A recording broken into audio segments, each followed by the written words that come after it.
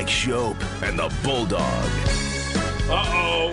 Guess what day it is? Guess what day it is? Huh? Anybody? Monday, Tuesday, hump day is halfway. It's Mike Schopp Mike. What day is it, Mike? and the Bulldog. Guess what day it is? Bulldog. Oh, come on. I know you can hear me. It's Oh, Mike come on. I know Schopp you can hear and the me. Bulldog. It's Mike Schopp. Guess what today is? It's hump day. On WGR Hump day. Sports Radio 550. Gonna be that Got to call Yahtzee on that. Doesn't feel like hump day. No. It feels like already the weekend. It feels like Thursday already. For At least. sure. At least. That's right. But, literally, Yeah. maybe, barely, yes. It's our Wednesday open, I guess. I mean, It's it the is same every week. It is Wednesday, but yeah, Yeah. it doesn't feel like hump day though. No. I was thinking about your being 60, and while I didn't line up 7 guests today to discuss it, I thought maybe like golf or if you're anything else, biking, anything else you do, shouldn't you be able to get in some new age groups and beat people? Like if you're shooting in the 70s anywhere at age 60, Yeah. you should be playing somebody. You should be competing, I think. Well, that's the thing about this is I played alone today, but normally I play with other gentlemen who are. I got to stop calling them older. They're my age, I think, mostly. Some are retired, so I feel like they're a little older than me. But whatever. You could be my age and be retired, I suppose. Plenty of people have done that. Not that I'm ready to do it. But when I play Micah Hyde is retired. right, How old is he? when I play on the weekends with my son and with Jeremy, we're playing a match. And nobody's scoring really low, but we're like all within a stroke or two of one another. And every time so far this year that we've done that, I put up a double or a triple somewhere, and I lose. I blow it. You choke. Completely blow it. And that does not today. I shot 2 over par today. I hit 11 greens. 11 greens, Mike. Like I haven't hit 11. I don't hit 11 greens in 5 rounds. So I get in, it's by myself, really quick, no waiting around for anybody you're playing with. No wait. I was 6:15 in the morning. I never saw another soul in front of me the whole time. So it's just, see the ball, hit the ball, walk up to it, hit the ball. Really, really great. So I don't know about competition. I might be a choker. You might not want it. I might be a choker. I think it's possible that I am. Well, isn't that the next frontier then? Well, we're playing Saturday. Jeremy, Sneaky Joe, and Owen. How do I get in on one of these games? And Owen's only going to play 9 holes, though. He's got some sort of 4th of July obligations or something he's got to go do. So I need to show up on one of these Saturdays is what I need to do. I'm the opposite of you, I think. You're better when the heat's on? Oh, my line is, wait till these people see how great I am. Okay, wow. The last time I played with Jeremy, I shot 83, and I don't think I've done that twice in 5 years. You played pretty well when we played last year, I thought. I do, but this is kind of interesting to me. So at my peak, when I was playing constantly, I was very competitive, even with myself. Like I wanted to beat scores. I wanted to set records, my personal records, I wanted to beat the guy I was playing with. And I felt like that was part of the challenge of it. And then I had a moment, and this is really when I stopped playing, when I just got like really negative because I wasn't doing it. Mm-hmm. I wasn't winning. I wasn't not even like winning, like I have to beat you, but just I wasn't meeting goals that I had set for myself. Mm-hmm. I was getting worse. Yeah. And I felt like my attitude was contributing to that. So what I did, and this is how I am, it's not something I'm proud of as a trait, but what I do in that moment is I just give up. And I haven't played 5 rounds a year ever since. Yeah. So I was that way, and when I was playing in the rare tournament, or I did a couple at the club I was at, I did with the one in Orchard Park, and I was usually at my best in those. But now it's more casual, and I want to make sure it stays that way. and then I don't get negative again and want to just give up. That is. So when I hit a bad shot, I kind of try to laugh it off. Right. And when you do that, I don't know that there's a middle ground. Like I think when you become the person who decides, it's how my father was when he played, I just don't care what I shoot. I want to hit the ball farther, next time. I just want to just have fun with this and put no unneeded pressure on myself. Then when you start to sort of turn that back a little bit, I don't know what you're left with. Yeah. I think we've definitely talked about this off the air. I don't know that we haven't talked about it on the air recently because I went for a lesson a couple of weeks ago. Jeff Meadis, who's with the Tee to Green show, and I had been reluctant to do that since I started playing again because this balance that you're describing is very important to me. I want nothing more than to not get upset while I'm playing golf. Right, that's number one. That is what I want out of it the most. I don't want to get upset. I don't. If I'm not putting a lot of time and energy into practicing, all I do is go play rounds. And I've improved because of that, simply. I mean, just repetition, right? Even with flaws in my swing and bad habits or whatever, like I got better playing a lot, the most I've ever played in my life. But I've not wanted to take the step of like digging in at all because I was worried that would throw off that rage equilibrium, like I just the frustration level, like, oh, I tried and now what? Like I went for an hour for a lesson, right? So I'm still telling myself that, like I haven't really dug in. I went for an hour. It helped me a lot. The reason I'm hitting 11 greens today is I don't have to aim 20 yards to the right to try to hit the middle of a green because this Meadis fixed my hands and whatever. I'm able to hit the ball where I'm aiming more consistently, and that's helping a lot. I think the big question is, what do you want from it? And that's fluid. Yeah. And I think it's really hard to find a space where you're getting everything you want from it. Yeah. I think, casual fitness, you're in modest ways, setting goals and trying to achieve, but you're not trying to win anything. No. And then when you do that, how do you feel if you don't? I mean, what happens if you don't? And trying to find a balance there. I don't think it's not easy for me. It's not easy for me to find. No, it isn't. Enjoy this, but also feel like it's actually sports. I got to a place where I was consistently under 80 last year, all year. At Delaware, anyway, right? Other places, it's, I break 90 at Ivy Ridge, and I'm like, oh, that would be amazing still. But Delaware, I'm under 80. This year, because I'm workshopping, I've been kind of anywhere from 75 to 85. So I have not been playing as well as I had been even last summer, but I'm still good. I'm not upset about it because I feel like I'm trying, in the big scheme of things, I'm trying to improve. So I'm trying to get rid of bad habits, and so far, so good. I mean, today was what I'm shooting for, what I want to get out of it right now is an even par round. I shot 71 once last summer and never got close to that again. Not close. I mean, 75 was a pretty regular score for me, but like it never felt like while I was playing around, except for that one time, like if I birdie 18, I'm even on the day. And of course I didn't birdie it. And today was the same thing. I was 1 under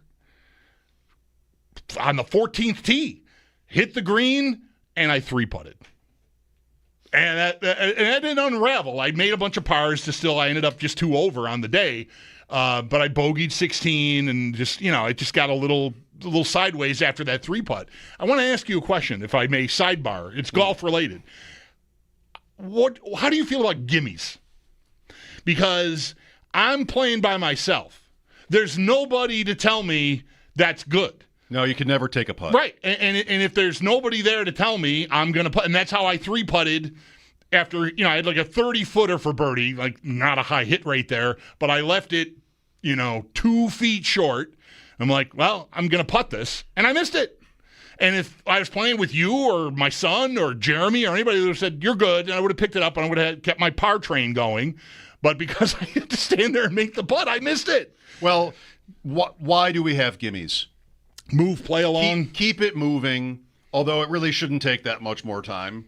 Right. But, it's good for everybody. Everybody's happy with gimmies, so yeah, it works. Wink, wink. We all win here. Pick it up. So that's there. I also don't like to bend over all the time. Right. I'd rather just be able to pick the ball up from my putter. I often feel like if it's for par, I want to hear the ball in the hole. Like if I'm putting for a 5 or a 6, Whatever. and you tell me that's good, fine. Like I don't care. Well, if you're competing, then the rule is like if you're in a match or something, you can't refuse the gimme. Right. Somebody tells you that's good. Like that's you're picking it. it up. That's the end of it. Right. You can't go. No, I want to putt it. Like if you're in a match, that's the rule. Right. But do what you want. Yeah. I mean, most of those putts you're going to make. Yeah, most except 4 feet. Except today on 14, I missed 4 feet. You probably should have to make it. Yeah. 2 feet. Right. That's what I missed today. At Delaware? 2 feet. Yeah. No, At Oakmont. There's nothing funny going on at the hole. Mostly. There's one hole where they sometimes put the pin in this absolutely diabolical spot that makes me want to set the whole complex on fire. But other than that, it's pretty straightforward. Like you got to really screw up a putt to miss a 2-foot putt, and I did. Golf is so fascinating for what it does to you mentally and what you learn about yourself in that way. And even though I'm hardly playing anymore, what I'm telling you is it's almost profound to me. Like learning about what is this really about for me? Is this just about a walk in the park? No, I have to admit it's worth more. It's worth more than that. Mm-hmm. I'm not just here to get steps, right? I want to do well, but I also don't want to care that much that because I don't practice or put in the full reps that I don't want to expect too much. Right. So it's just fraught with frustration. Mm-hmm. If you're not really diligent about it, I think you're going to be frustrated almost no matter what. My favorite golf story for this is the time I played with Pete Gwelly before he left. He was with the Bills and he left. Now he's back with the Bills. But he had me out one time and I was, thrilled. And when I was playing all my golf, and I'm not trying to bore everybody, although I'm probably doing it with personal sport, oh wow, you're an athlete now? No, it's not like that. But I think this was a really interesting thought experience.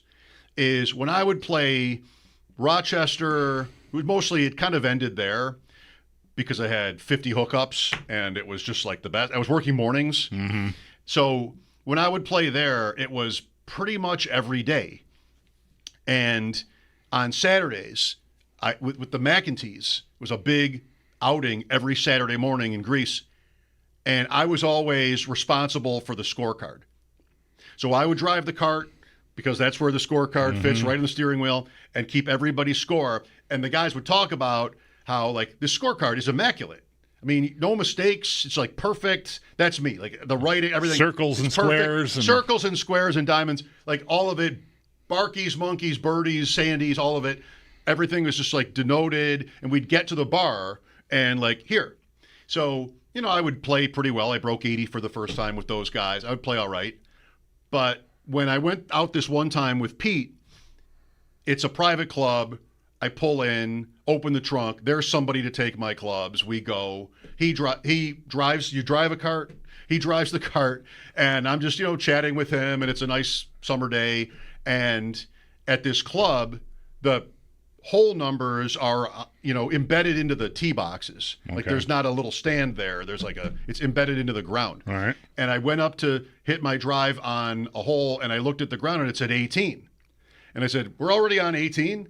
And that alone was a foreign concept to me because I never didn't know what hole I was on. Looking at the scorecard. And what I was shooting. And I was subconsciously obsessed with that.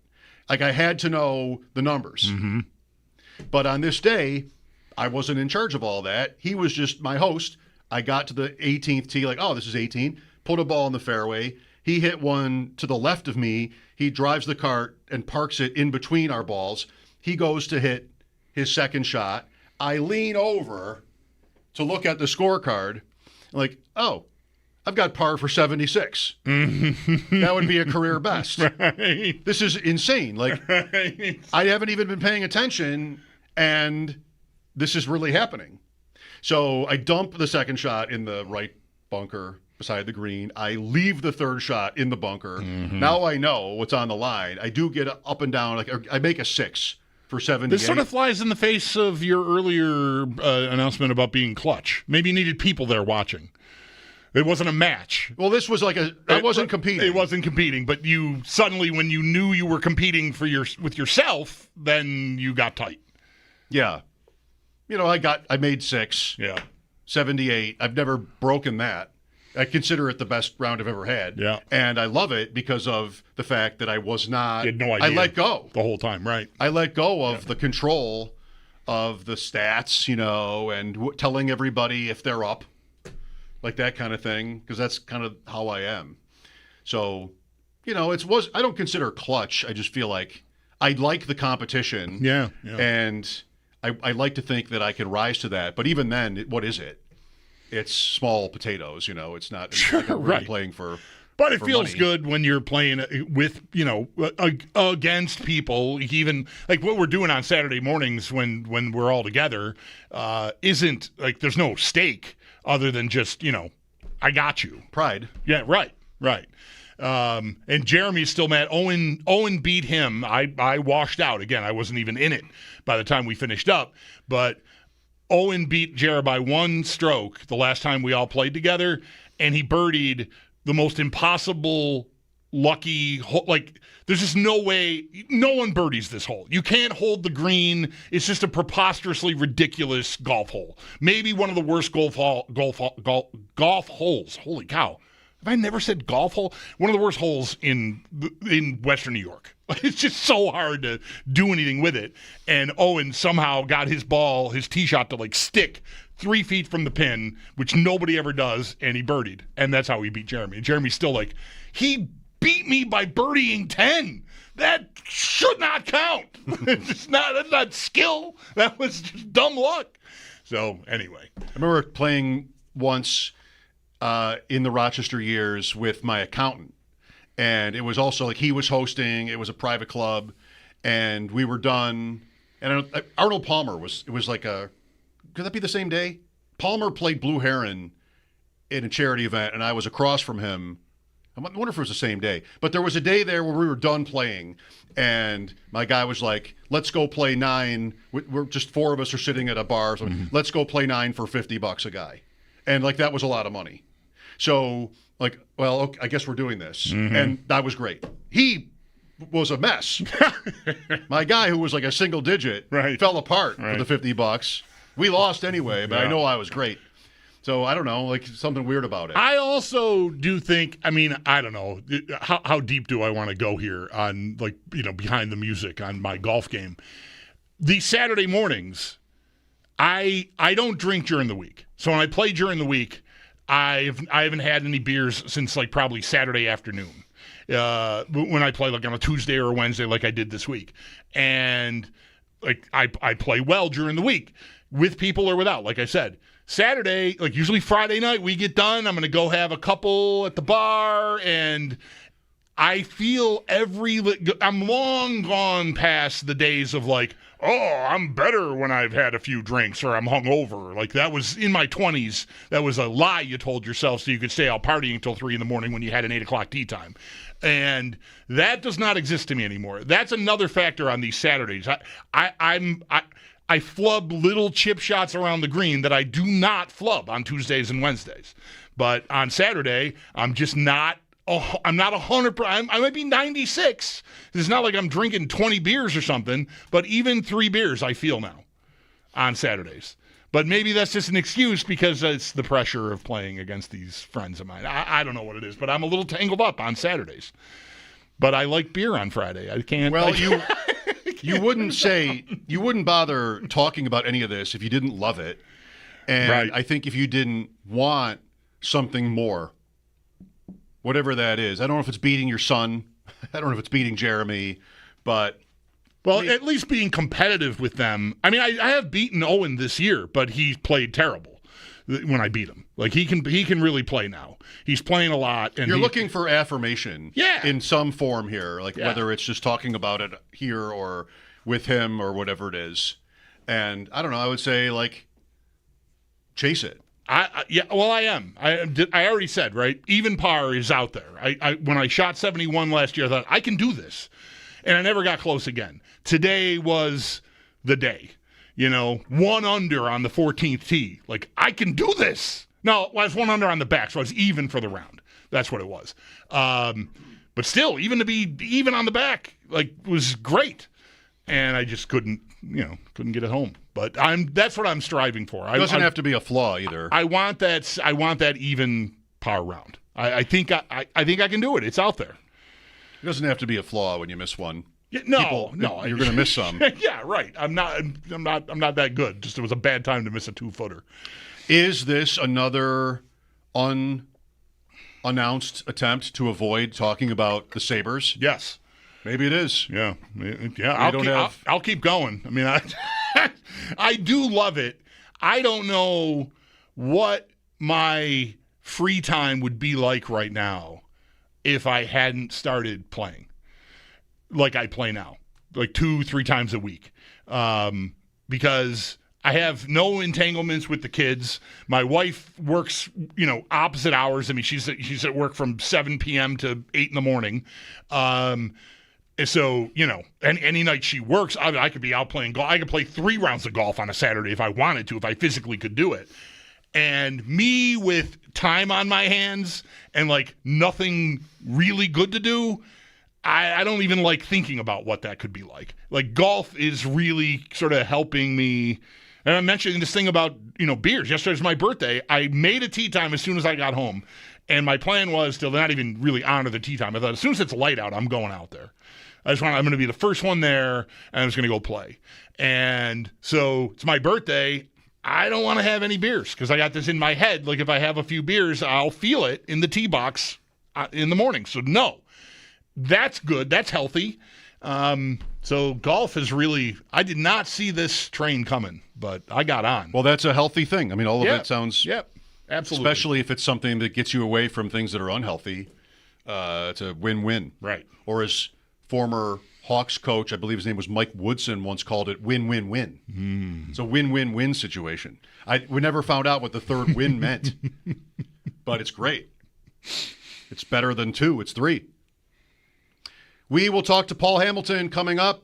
Kevin Adams spoke today. It's at least mostly a wrap on summer movement with the Sabres. Of course, I don't think they would ever say it's officially won. Why would you do that? But we'll talk to Paul about the latest on Bowen Byram and what Adams had to say about the moves the Sabres did make. Aaron Schatz today. That'll be cool. Longtime friend of ours, formerly Football Outsiders, now Fantasy Points, talking about the Bills. I've got Keon Coleman takes today. There's a new article on Coleman. I'll say this later and lay it out. I think this is unusual. The range of outcomes on Coleman might be greater than it was a year ago. With a rookie, it's always like, oh, well, what's possible here? Anything's possible. Maybe he's amazing. Maybe he's bad. Maybe he's not bad but needs time. It seems like right now you've got strongly bounce back candidate people on Coleman, and then you've got guys like this guy today that I read. It was just like it's not going to be good. So that'll be one thing to talk about as we go through the day. Thanks, and of course, July 4th preparations. What does that? I don't know. What does that mean? You're gonna go buy some fireworks? Fireworks, napkins. Maybe just napkins are good to have. Prepared grocery store potato or macaroni salads, things of that nature. We'll take a break here. Come back with Paul, Mike Schopp, and the Bulldog, WGR.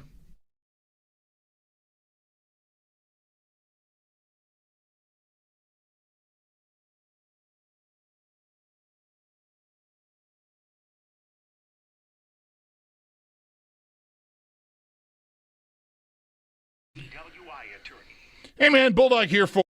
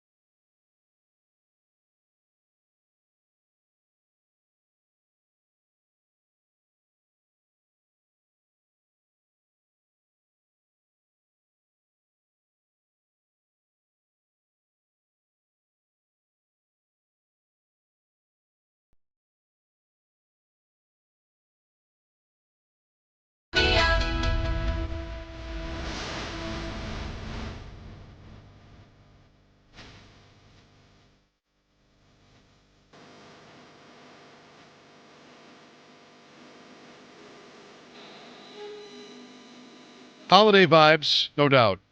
Paul Hamilton with us on the Wester Hotline. It's been a while since we've talked ABBA with Paul. Maybe it's overdue that we do, Bulldog, don't you think? It's been too long since we've talked about sure. ABBA. Is ABBA holding up these 50 years later, Paul? Well, they don't do like any reunion concerts or anything like that, although they're getting up there in age, but haven't seen them live in a while. Alive. Live or alive in a while, you're kind of saying here. I have to say, both are true of me. So, Kevin Adams speaking today. How much of, and we have development camp too continuing, how much of where we're at here with Adams, with the Sabres, is kind of a wrap on things, Paul? Like, it's never that business is necessarily closed, but today feel like closure? No, because the Byram thing is still there. I think it might be closure after that. He said that, he's always looking to make the team better. And if that happens, if that comes along, he will do that. But he kind of, said he likes the team and where they're at right now. And so it seems like the Byram thing. And then, of course, getting contract extensions for Tuck and, maybe Kesselring also are on the agenda too. And, those negotiations have started also. But the Byram thing is still there. And, so that has to be figured out one way or the other. Paul, did I hear it correctly? It sounds to me like Adams is explaining the amount of cap room they have as making sure they have room to fit in a Byram offer sheet. And that's why I don't want to misconstrue it, but it sounded to me like an explanation for why they weren't doing more or more active at all. Am I connecting the wrong dots here? Because I just had trouble with the explanation about it. Just sounds to me like we're not going to use the cap room anyway. You all know it, but he's not going to say that. So he's telling you if somebody comes off the top rope with a $10 million a year offer sheet for Byram, we want to be able to match it. Well, yeah, he said we have to be ready for anything, and including that. And he said we are definitely, there was no ifs, ands, or buts. He said, this is him talking, we are definitely matching anything that were to come along. Yeah. So he said we have to be ready and open for anything. Once the Byram situation is taken care of, then you know what kind of cap space you have. They have approximately around 13.8 as far as million in cap space right now. Timmins needs a deal also. That's not going to be much. Levi. So that's, what they're looking at. But, they're just that he wants to be ready for any scenario that comes with that. Maybe it almost sounds like he might be expecting it. Yeah. Expecting an offer sheet type of a scenario. So he doesn't want to be caught, as he said, where, it's like, well, now we can't do that or whatever. Once I think that situation is settled, then, you look, all right, and this is what we've got. And, we'll move forward with that. And then the number that I gave you includes, I have Ryan Johnson on the Sabres cap right now. So that would include that. It's not a lot of money, but I'm just saying, people are saying, well, where are you coming from here? I kind of think, for me right now, I don't have Byram in my lineup. I do have Johnson in my lineup. I think he's the guy that they would want in there, should it happen. And then, of course, if Byram signs or if there's an offer sheet and you have that money, then, of course, all that's going to change. I want to get to Johnson in a second because Mike and I were talking about him a little earlier in the week, and I thought maybe the window had closed on him, but maybe it's reopened here for him.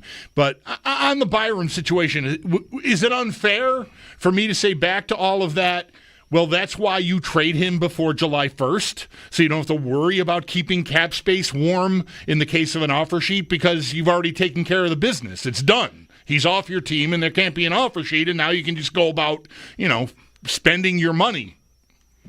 Yeah, I true, but the thing is, I don't know what the offers are. I don't know if, right now, it just the Sabres don't seem to like the offers as far as trades go for Byram. And I would not just trade him to trade him. It's just like, just to get him off the books, trade him. But I don't think this is equal value. I think we should get more.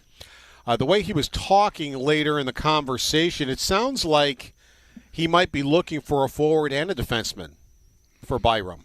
Because somebody was asking him about, well, if you don't have Byram, what are you going to do on defense? And it's like, well, I can't answer that question because if I don't have Byram, I don't know what I'm getting back. And he did mention, am I getting back a forward and a defenseman? Am I getting back, so he said he goes, I'm not avoiding your question, but it matters what he's getting back as far as, where he goes from there. Paul Hamilton on the Wester Hotline. What did you want to ask about Johnson? Oh, just that if you agree with that assertion. Like I said, Mike and I talked about it, and I said it was me that said it. Like, I don't know. I feel like he's not up and coming anymore. I think maybe he missed his window, but a 3-year commitment. And year one is, 2 ways, so he can go down at a lower salary. But I think the back end 2 years are full NHL salary. And maybe his play is behind their decision on Bernard Docker, I should say. Yeah, and Mike Leone spoke right at the beginning of camp also. And I did, as you know, I got to see playoffs down in Rochester, and what Leone described is what I saw. Johnson, along with Rathbone, were like a shutdown pair down there, and Johnson saw a lot of key ice time in key situations for them down there, and apparently that's the way it was going during the regular season too. So he called him a shutdown pair with Rathbone down there, and it seems like he did blossom a little bit last year playing in Rochester pretty much for the whole season. So I think that's part of it. Adams was talking about Bernard Docker, and he said, he goes, you have to look at it different. It almost sounded like he was a little nervous about arbitration with him. He said, he goes, we're looking at a guy, maybe our number 8 defenseman here. And he said, if it's just the number of qualifying offer, he said, that's different.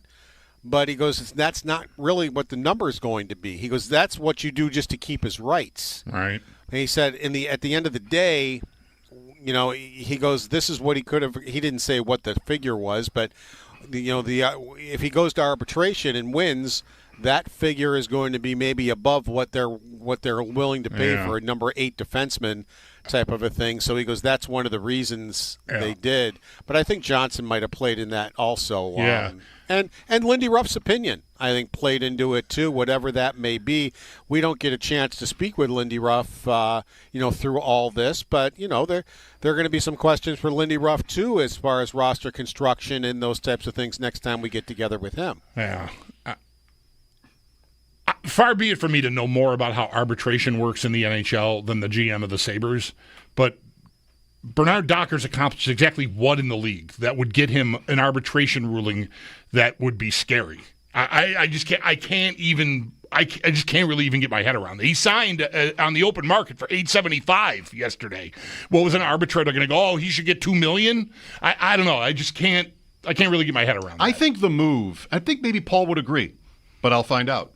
I think the move that sort of made this all harder than it needed to be was signing Bryson back in the spring. Like, what was the point of that other than what would be obvious, which is like, we like the player and whatever Ruff thinks, etc. But was that worth doing? Yeah, because, again, he's not in your top 6.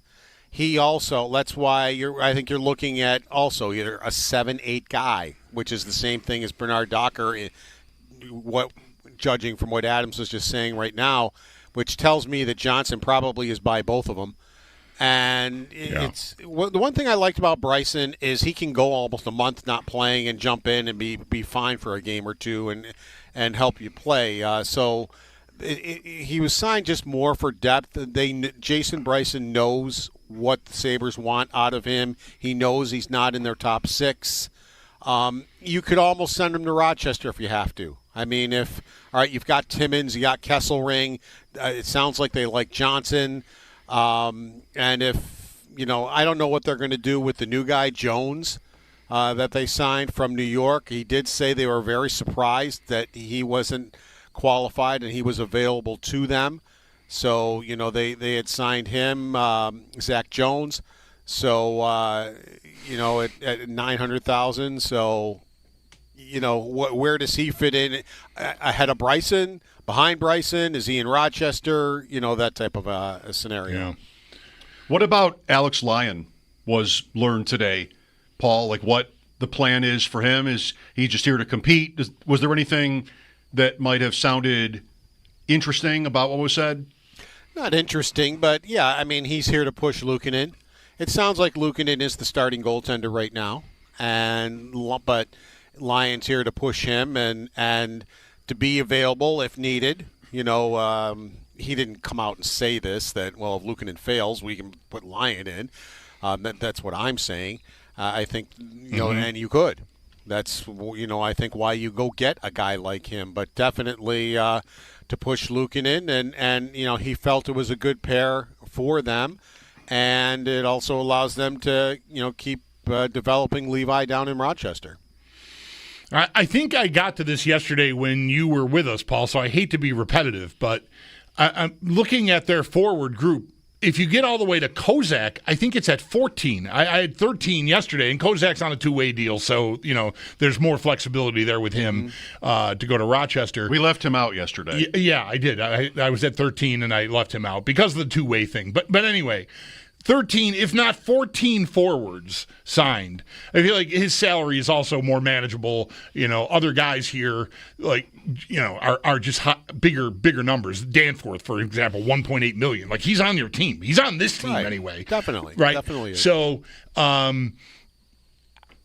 where is a new guy going if they were to find their way to one? That's a question I might have. Like, is this team gonna, unless they throw one of these guys, throw a Krebs in as a sweetener in a deal or something that they find to their liking that includes Byram, then maybe that's how you open up a spot that way. But if all they're doing is looking to deal Byram for the right deal, I don't know that I'm expecting anything up top here, especially at the high end of the roster. Yeah, and the thing is, I talked about who do I have in my salary cap. I do not have Kozak. I have him starting in Rochester. Yeah. Right now I have somebody, Danforth, Doan, Mallenstein, somebody like that as the extra forward. Right. And I don't know if they would go with 2 extra D. The Byram thing is what throws everything off for me, is where are your extra guys?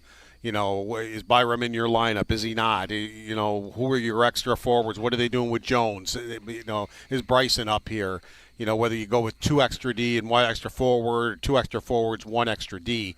You can always trade a forward also. You might, if something comes along, you can trade Mallenstein. Or I know it didn't work out maybe quite as well as he certainly, was in on the forecheck and did those things. But, he had quite a few more points in Washington than he did in Buffalo. You like for him to contribute a little bit. But if a good forward comes available and you got to trade Quinn or somebody, fine. Trade Quinn. I don't care. Or Quinn maybe is on the outside looking in then. That's right now. Mm-hmm. As I put my depth chart, I have him playing basically with Norris and Tuck. But if something comes along where you can get a forward top 6 and Quinn's not dressed, fine. I have zero problem with that. Yeah. To put it in there, and maybe he and Danforth are the 2 guys that aren't dressing type of a scenario. So there's a number of different ways to look at it. You can always open up a spot if, as you said, you could trade Krebs somewhere. If because Danforth. If you want Danforth in the lineup, maybe Krebs goes to the wing and Danforth goes to the middle. And maybe you got Danforth, Doan, and Mallenstein. And, you can trade somebody else Mm-hmm. So I think there are a number of – I wouldn't shy away from trying to get a forward. I wouldn't say there aren't any jobs. You can open up a job any way you'd like, and as I said, you can do it by trade. You can do it however you'd like to do it. If they're afraid of opening up a job, if they can really improve this team with a forward, and they're afraid of opening up a job, that would like blow my head off. Well, the reason I'm thinking that way, Paul, is because of the money.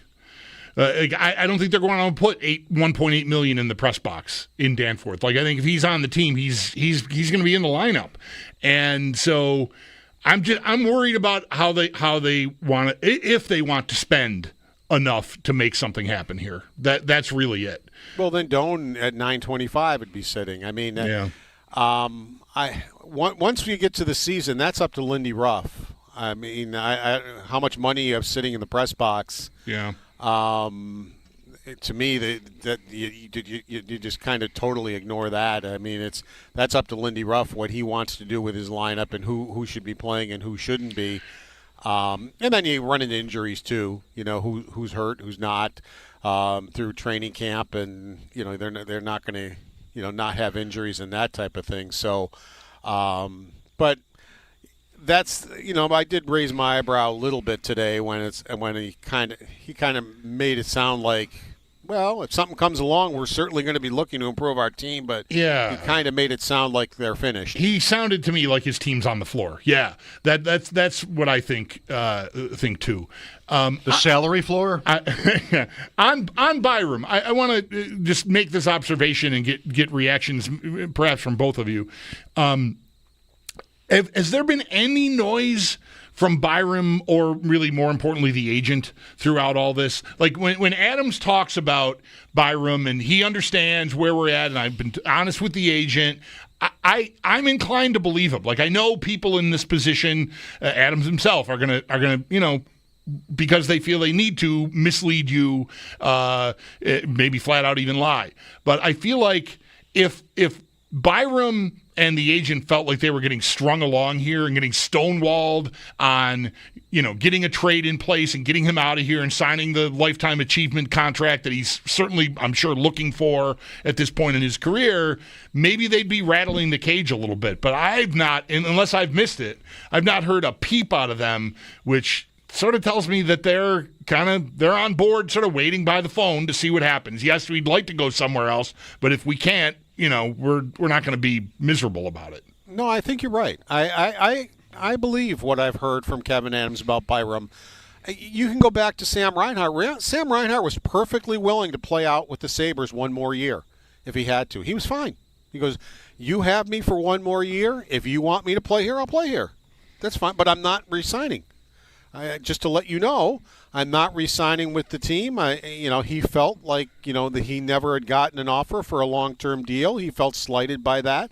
3 different GMs, and it was like, Kevin, that's fine if you want to offer something, but I'm not going to take it. I just don't feel like I've been respected. But he was totally fine with, if you want me to play the final year here, I will.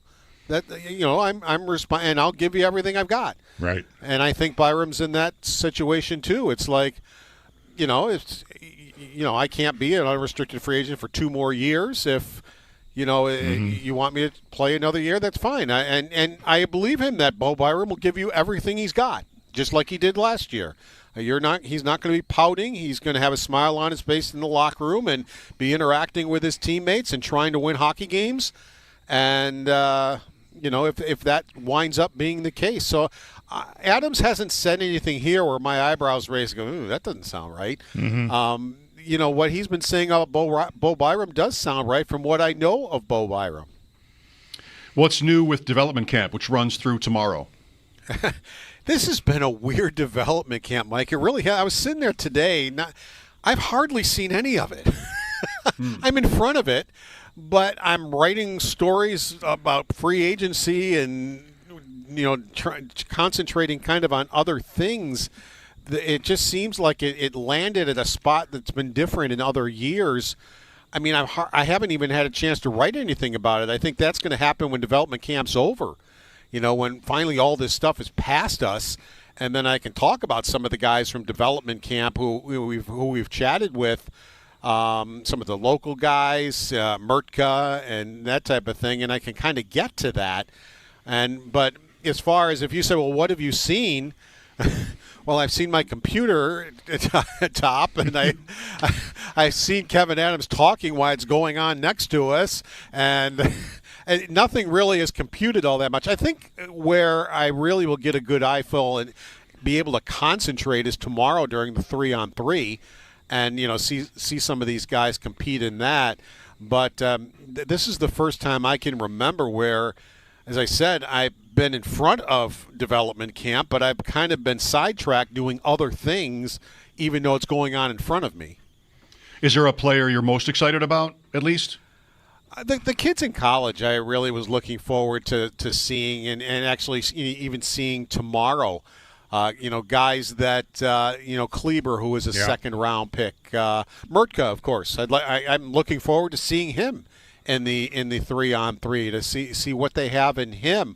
I'm curious also about the goaltender. That in Seattle's done a good job. Who, if you remember last year, right? he played the preseason game because the Sabres were over in Germany and Czechia. So it was, as he called it, it was the Buffalo Amherst playing like the Columbus Blue Jackets, and Retzlaff was in goal playing the Blue Jackets team, the NHL team, and for the 2 periods he played, he shut him out. And he looked at it, he goes, I looked at Twitter and saw their lineup, and he goes, what do I got to lose? Just go play. And he got in net and showed at least that, I think he'll probably be the pair with Levi in Rochester this year. So I'm looking forward to seeing him. But, when I say guys like Adam Kleber, the second-round pick last year, a big kid, right defenseman, Brody Ziemer, who was the third-round pick last year, who played at Minnesota this year. It's not very many guys that play as true freshmen at Minnesota. And he talked about that today where, when you're a true freshman, you're going up against guys who are, 4 years older than you, 5 years older than you? Because most guys go to the USHL before they wind up in college. That's what Kleber did. He played 2 years in Lincoln for the USHL before he played for the University of Minnesota Duluth. And the two of them actually are both from Minnesota. They played Pee Wee hockey together. They were on the same team in Pee Wee. Kleber and Ziemer? Yeah. That talked about that. But Kleber's just such a big guy. I mean, he's 6'5", and he's still smaller than Mertka. And he's a right-handed shooting defenseman as a number 2. Unfortunately, Sturbeck couldn't be here, the number 2 in 2023. But here's a right-handed shooting defenseman also was a number 2 pick playing at Michigan State, and I would have loved to have seen him again. But the thing about Ziemer, I remember last year in development camp in this 3-on-3, he's got an absolute missile for a shot. And, he gets it off in a hurry. And so that's, to have that already, as he's only played 1 year of college. So this is the chance to see the college guys, and I'm looking forward to that. Gavin McCarthy, the third-round pick from Clarence Center. He's a guy playing at Boston University. I'm looking forward to seeing him and his progress. So those are the guys, we get to see now because we don't get to see them at the Prospects Tournament because they're already in school and they can't be here. So this is a chance to see those guys that the Sabres have drafted. Very good. Thanks, Paul. Keep your head up tomorrow. I will be. I'll be looking. I'm looking forward to it. All right. Good work this week, Paul, although it's only Wednesday. Paul Hamilton on the Western Hotline. Paul's appearances with us brought to you by Equitable Advisors. Planning for your future is about more than just money. Let Equitable be your guide. And by Relax Honda. Relax, we got this. Look ahead to the AFC and the Bills season with Aaron Schatz after the break. Mike Schopp and the Bulldog, WGR.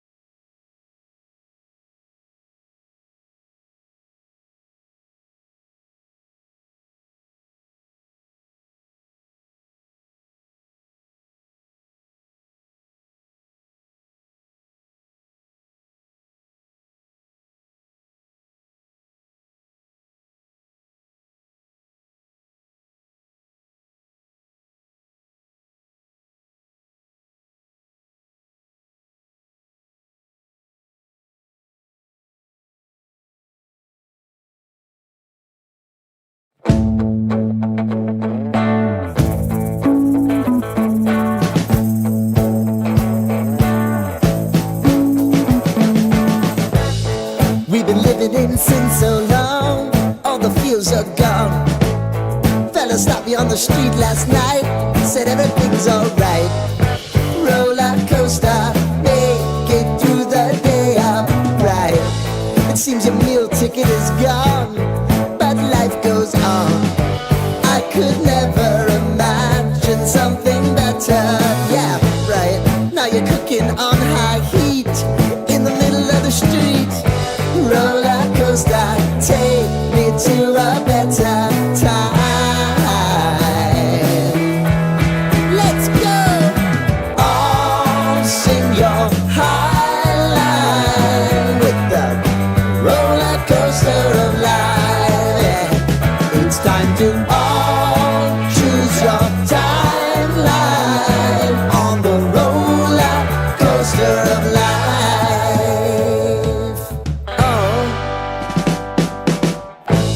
You seem to easily forget how to place your bet. When everyday life gets you down, you gotta steal the crown. Got to own it. Don't bitch and moan about it, please. God forbid you scrape your knees, and it's nothing to sneeze at. Oh, I've told you over and over again. You gotta get both hands around it and make your own plans. Roller coaster, it's taking over, it's about time. Oh, all sing your high line on the roller coaster of life. You've got to all choose your timeline with the roller coaster of life.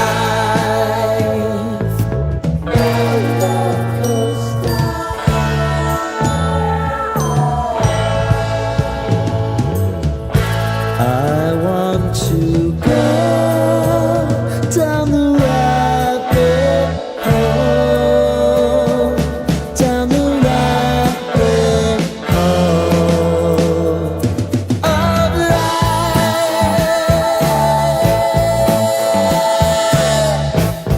And now it's about to leave. Oh, roller coaster.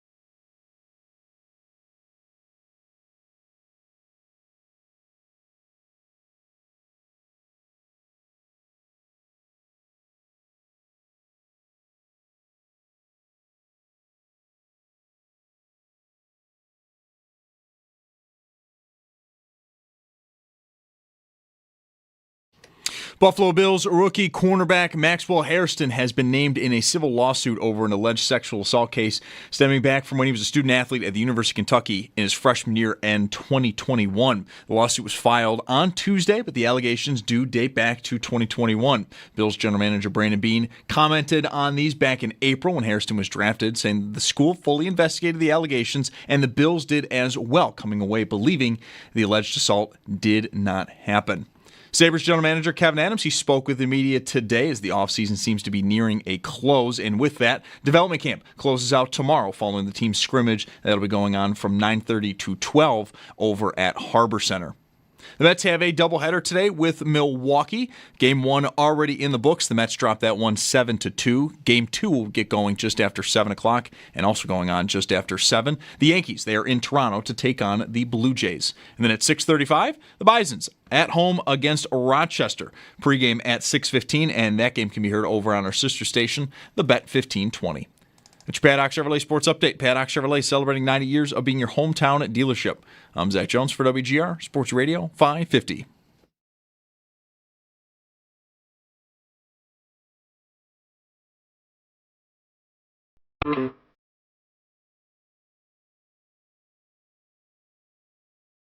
Mike Schopp and the Bulldog. I don't think Michael's ever done drugs. It's Mike Schopp. I don't know if anyone's ever offered him any. Let's go over some of the symptoms of marijuana use, shall we? You tell me who this sounds like. It's the Bulldog. Slow moving, inattentive, dull, constantly snacking. Shows a lack of motivation. It's Mike Schopp and the Bulldog on WGR SportsRadio550. Welcome back, and early happy 4th to everybody listening. Mike Schopp and the Bulldog here. If you missed Bulldog's birthday extravaganza yesterday, maybe you could still listen to it on the Odyssey app, on-demand audio. It's just a day ago. People are talking about it. You maybe have about as good a chance running into somebody who's talking about it. But it's definitely worth looking that up. It was a day. Lots of famous guests.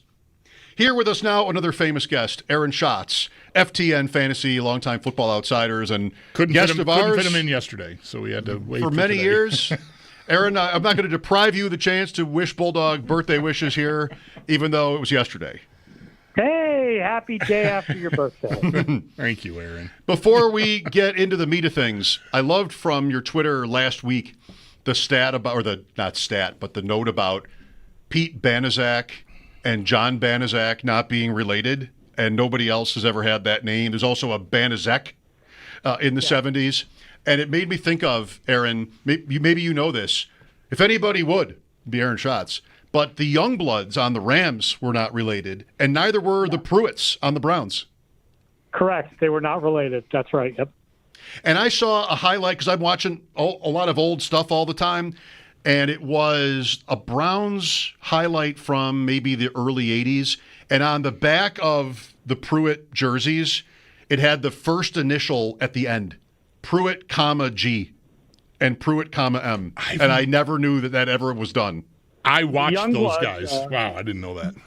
The Youngblood jerseys at one point had the name, like the first name and the last name. So it had like the first name in little letters and then the last name in big letters. On top of the last name, like a smaller font above it, above the big last name nameplate. That's how I remember that. I did not ever notice this about the Pruitts on the Browns, and I watched them plenty when I was a kid. Also cool. Very good. Well, Aaron, where are we at on the calendar? Where are you at on the calendar here, getting ready for all your data research to come out, and just where are we at here on July 2nd for you? Please don't say completely detached. No. Finishing the FTN Football Almanac, our big preseason book. The FTN Football Almanac comes out July 14th, and you can pre-order it by going to ftnfantasy.com/almanac. It will be in print as well as PDF, as in past years. And I have one last projection simulation to do incorporating the Miami-Pittsburgh trade. But for the most part, I know sort of where we're projecting teams, and most of the chapters are written, and we're copy editing and looking for where there's, 2 periods in a row and stuff like that. And you're also coming back with your podcast with Mike Tanier, who we talk to as well once in a while? Yes, our podcast starts again next Thursday, July 10th. We'll do every Thursday at 11 a.m. Eastern. If you search on YouTube for Schatz and Tanier NFL Podcast, we're going to do division previews. I'm also, Bills fans will be interested to know, I'm going to be doing Mina Kimes' podcast in a couple of weeks, and I'm the AFC East guy. So I'm doing the AFC East preview with her. So there'll be plenty of Bills talk. Good. How big a favorite do you think the Bills deserve to be? In the division? Yes. I mean, big. Because the team you think of as second is Miami, and they look like they're going into a rebuilding. They didn't trade for nothing. They got Minka Fitzpatrick, but there's so many issues with that team, like, who's going to play cornerback, and can Tagovailoa stay healthy, and can their offensive line improve? And it just doesn't look like they're really going to be a serious competitor. Like if you said to me, Josh Allen gets hurt and somebody else wins the AFC East, I think it's more likely that the Patriots rise up, because I think that they have a wider range of possibilities. Like their worst season would be worse and their best season would be better than what Miami has in store. I agree with you about Miami. I just think it seems it's hard to really even figure out exactly what they're doing other than backing up. But they seem to refuse to say that, but I guess that's not that uncommon. Where do you think it went wrong there for them, if indeed they are sort of this window for now is closing? Well, the first thing is that the offense doesn't seem to work with any quarterback other than Tua. And I don't know whether that is that he is particularly good at distributing the ball or that the offense is so complicated, McDaniel's offense is so complicated that it takes so much to learn that he can't adapt it for backups. You look at, like, Green Bay, and they had to use Malik Willis a couple of times last year, and they won. And Malik Willis played well, and they won. That's quite a coaching job by Matt LaFleur. And McDaniel hasn't been able to do anything similar when Tagovailoa has been out. And then there's defensive decline and injuries, right? Like, Ramsey got older, and Bradley Chubb got hurt, Jalen Phillips got hurt, and certain guys didn't develop, and the defenses haven't been impressive. So this trade with the Steelers, I'm thinking about it from a fantasy standpoint and wondering just what it means for Jonnu Smith, and you're maybe not looking at it that way. But does it make sense for the Steelers to want to make this move? Do you like it for them? I just updated our tight end, section with new projections from Jeff Radcliffe, who's the award-winning projections guy from FTN, and he actually had Smith projection not that much lower than what it was with Miami. I mean, he has both Smith and Freiermuth not doing as much as they did last year, but he thinks that Smith will still be a reasonably big part of the Pittsburgh offense. I think Smith is an interesting addition. They weren't sure what they were going to do for a third receiver, Roman Wilson, Calvin Austin. Now they're going to probably use a lot of two tight end personnel with Freiermuth and Smith. And Freiermuth's more of a blocker, obviously. Smith's more of a move guy, and I think that's interesting. The question is how they're going to use Ramsey, right? Because Minkah Fitzpatrick was like, he was the deep free safety, and that's what he was, and that's what he played. And that's not really how you want to use Jalen Ramsey. You want to move him around and do different things with him. But they had a good slot corner last year named Beanie Bishop, and they don't necessarily have someone to play free safety without Minkah Fitzpatrick there. So what are they doing with their secondary? That's the question. Mm-hmm. Yeah. Yesterday on our fantasy podcast, by the way, ADP chasing, Davis Maddock hit us with, how many snaps do you think Darnell Washington played last year for Pittsburgh? And I was just thinking to myself, I don't know, 100? And it was 584. So, I mean, he played 52% of the snaps. Are we going to see something called 13 personnel from the Steelers? Because who even is their wide receiver 2 anyway? I love 13 personnel, by the way, because have you ever played Madden? The Patriots playbook used to have 13 personnel, and they had this amazing play action out of 13 personnel where your tight ends, if you had Gronk or whatever, and then your one wide receiver would go deep. And it was a great play. Big 13 personnel fan. Who would that tight end 3 have been on New England in the Gronk Hernandez years? Who are we looking at? I don't know, Matt Clerk or something. I don't know. Oh, yes. There's a guy named Matt something. I don't even remember what his last name was. If you don't mind, is this a trend? Not 13 necessarily, but 12. And that's applicable with the Bills, with what they did. I mean, you've got a lot of tight ends, including Kincaid here, who's only sort of they're an F, right? They're a quasi tight end. So are we going to see even more of that around the league, you think? Hey, listen, statistically, right? Passing is better out of 12. And running is better out of 11. Do what they don't expect you to do. You put the 2 tight ends on the field. You try to get the other team to put its base defense. If you have good pass-catching tight ends, they're going up against linebackers, they're going to win, right? So I absolutely think we're moving in that direction, although some of these guys, like, Mike Gesicki, you might have been thought of as receivers in the past rather than tight end. Gesicki doesn't block very much. Right. I want to get back to the Steelers here in a second, but seeing as we got to this 13 personnel point, what about do you think the Bills will be copied at all with the frequency with which they use the 6th offensive lineman? I know everybody does a little of it, goal line and different stuff, but the Bills did it, wherever they were on the field, and I don't want to overstate it, but they led the league in it, and I just wonder, and it was very effective for them, and they even passed out of it on occasion, which was effective too. I'm thinking of the Jacksonville primetime game. I think they scored a touchdown out of that out of that formation with only one or two receivers even on the field. Do you think that's a copycatable thing? No, because they use 6 linemen about as much as the most common team usually does.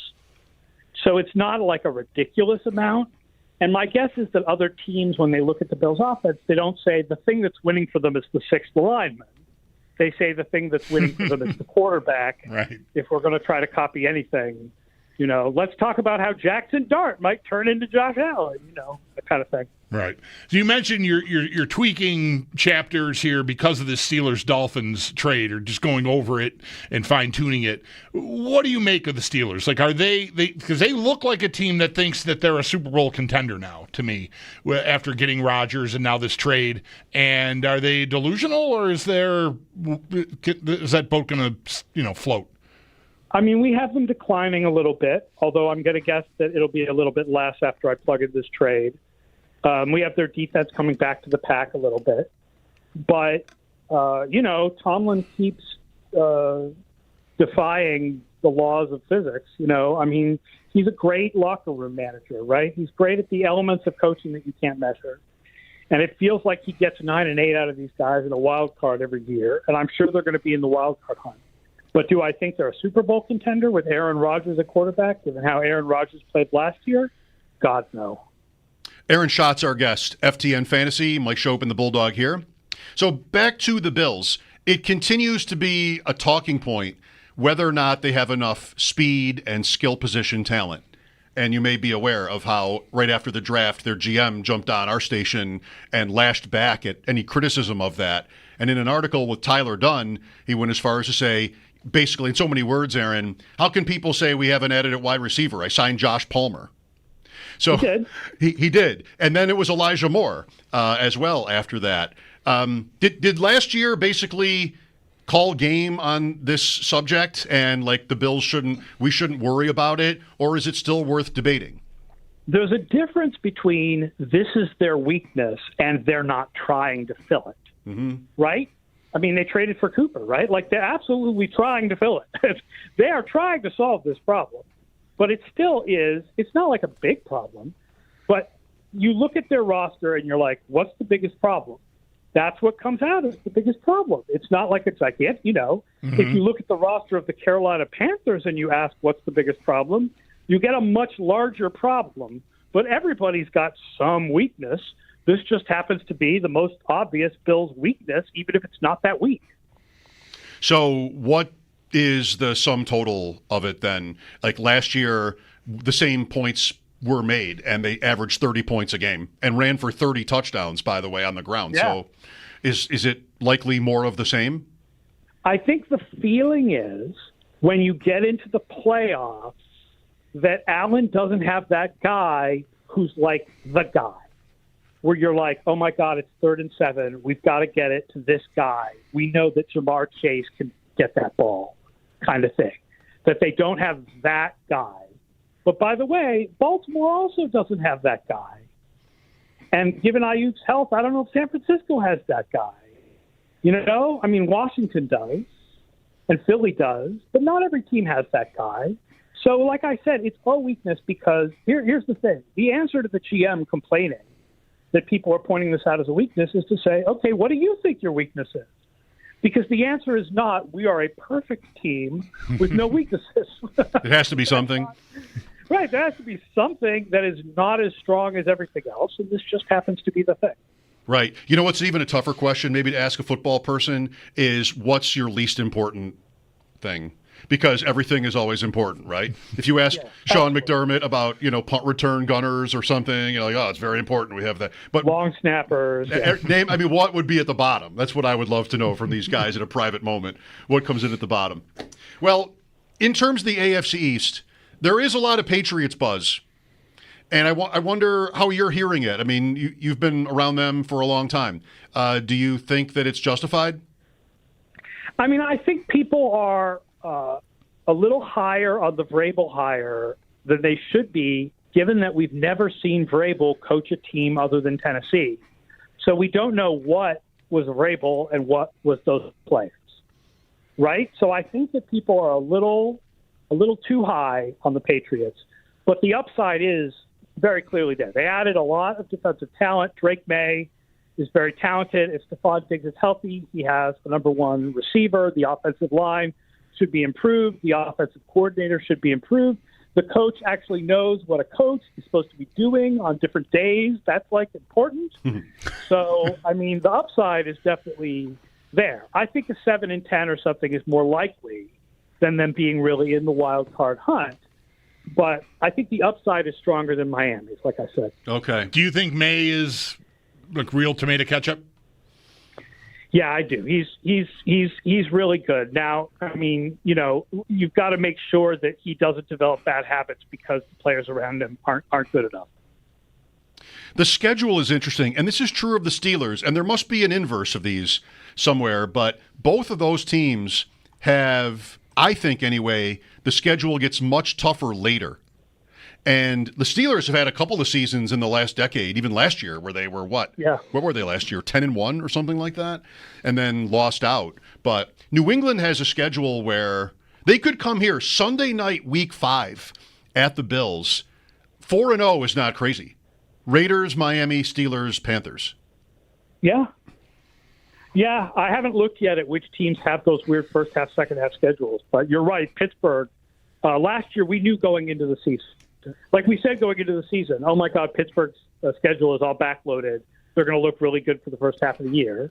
And then that's exactly what happened. And then they played worse in the second half, but they also played much better teams. So you're right. You're absolutely right. It's not ridiculous to think the Patriots could come in at 4-0 if things go right for them. And there'll be a lot of hype. And the Bills will smack them down, and normality will be order will be restored. And when do you even stop with New England's schedule? At Buffalo in Week 5, then New Orleans, Tennessee, Cleveland. I mean, maybe the three worst teams in the league. I don't know. They could be. Tennessee and Cleveland were that last year. Atlanta, Tampa, Jets. They could end up having that Steelers season. Where last year, where they could end up, being in such good shape by like Thanksgiving that it's already sort of made for them. I don't know. It'd make for an interesting race. I have them as the 5th easiest schedule in the league for the whole year, but you're right that it gets harder at the end. They have the Bengals in Week 12, and then the Ravens in 16, and the Bills again in 15. I have them with the number 28 schedule, but I have Buffalo with the number 27 schedule, so it's not like their schedule is particularly difficult. Who's number 1, San Fran? The easiest is San Francisco, and the hardest is the New York Giants. The Giants thing is almost cruel. Like, what did they do to deserve that? Right. Well, I mean, because part of it is that teams like San Francisco are going to be much better this year. Mm-hmm. Chicago is going to be better this year than they were last year. So the Giants ended up by being in last place, pulling these teams that are going to be much better than last place teams. And even maybe the Raiders. Yeah, the Raiders should be improved too with Geno Smith. Yep. You like them? There's hype there too.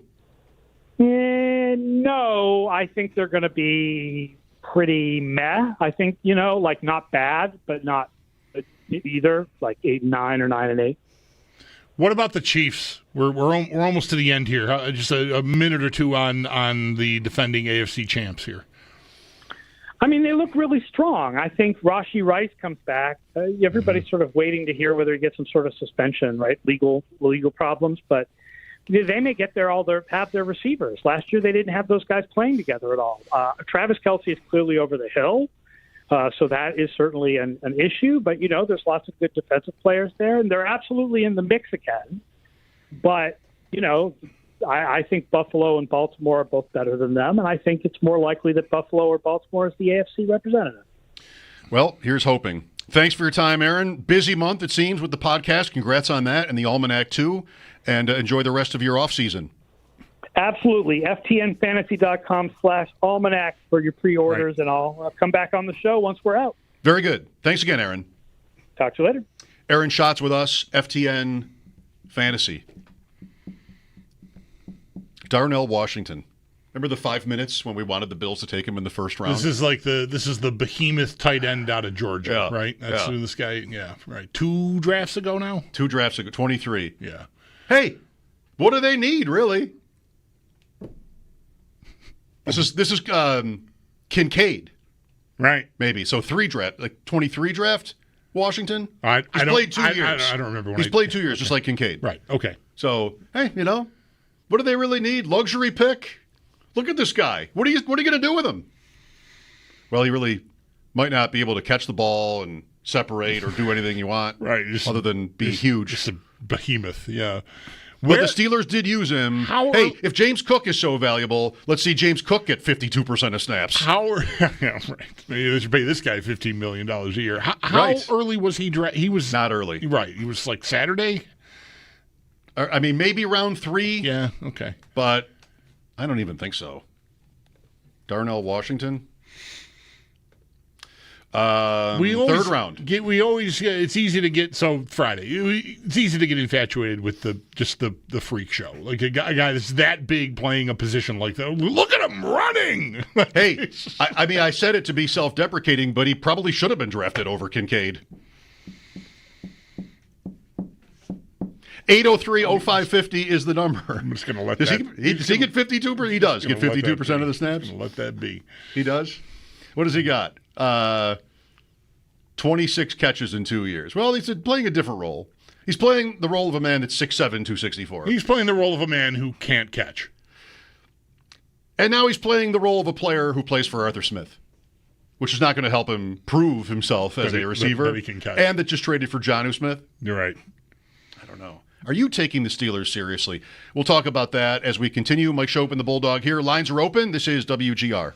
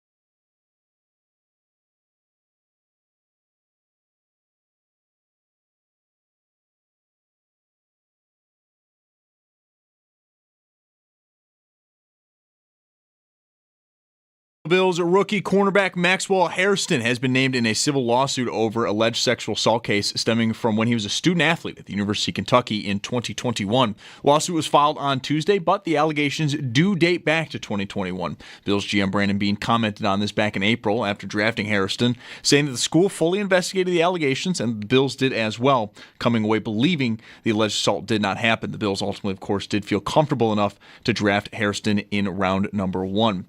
Sabres general manager Kevin Adams, he spoke with the media today as the offseason seems to be nearing a close for the Sabres. And to go along with that, development camp will wrap up tomorrow morning following the team scrimmage. That'll go from 9:30 to 12 over at Harbor Center. And the Bisons, they are at home tonight playing Rochester. First pitch set for 6:35, pregame at 6:15. And that'll be over on our sister station, the Bet 1520. It's Paddock Chevrolet Sports Headlines. Paddock Chevrolet celebrating 90 years of being your hometown dealership. I'm Zach Jones for WGR Sports Radio 550.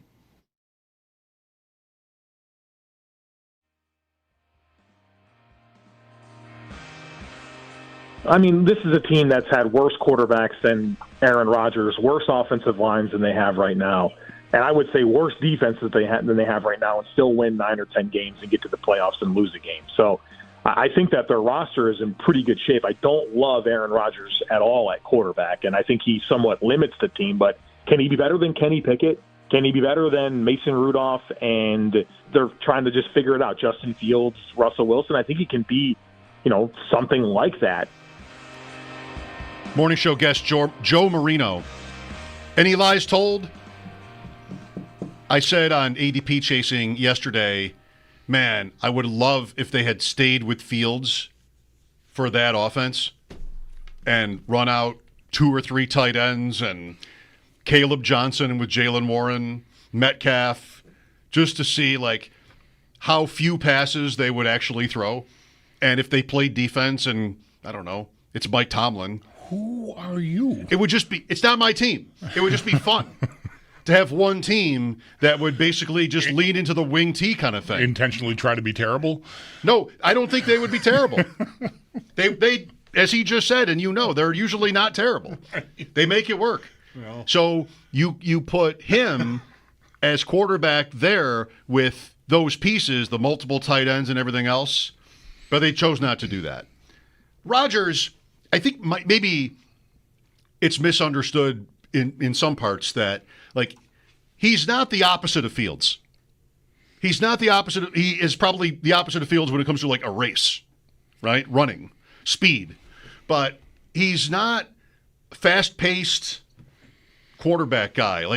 His teams play very slow. Right. Which I think is maybe part of the appeal.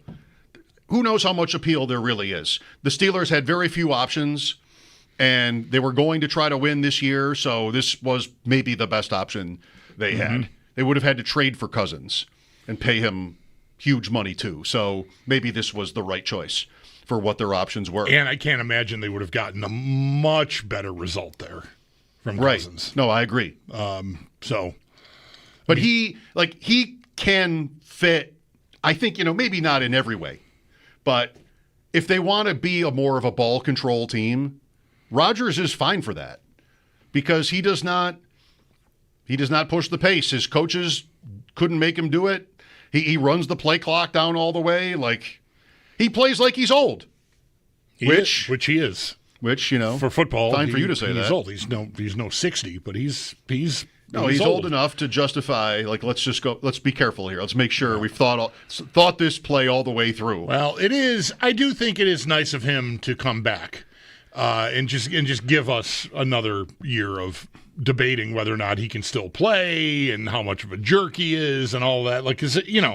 If he decided to walk off into the sunset, I don't know. I don't need him to be on the Pat McAfee show or anything. I don't really care. All I've ever seen are clips that get posted on social media of that. It's not like something I got to tune into.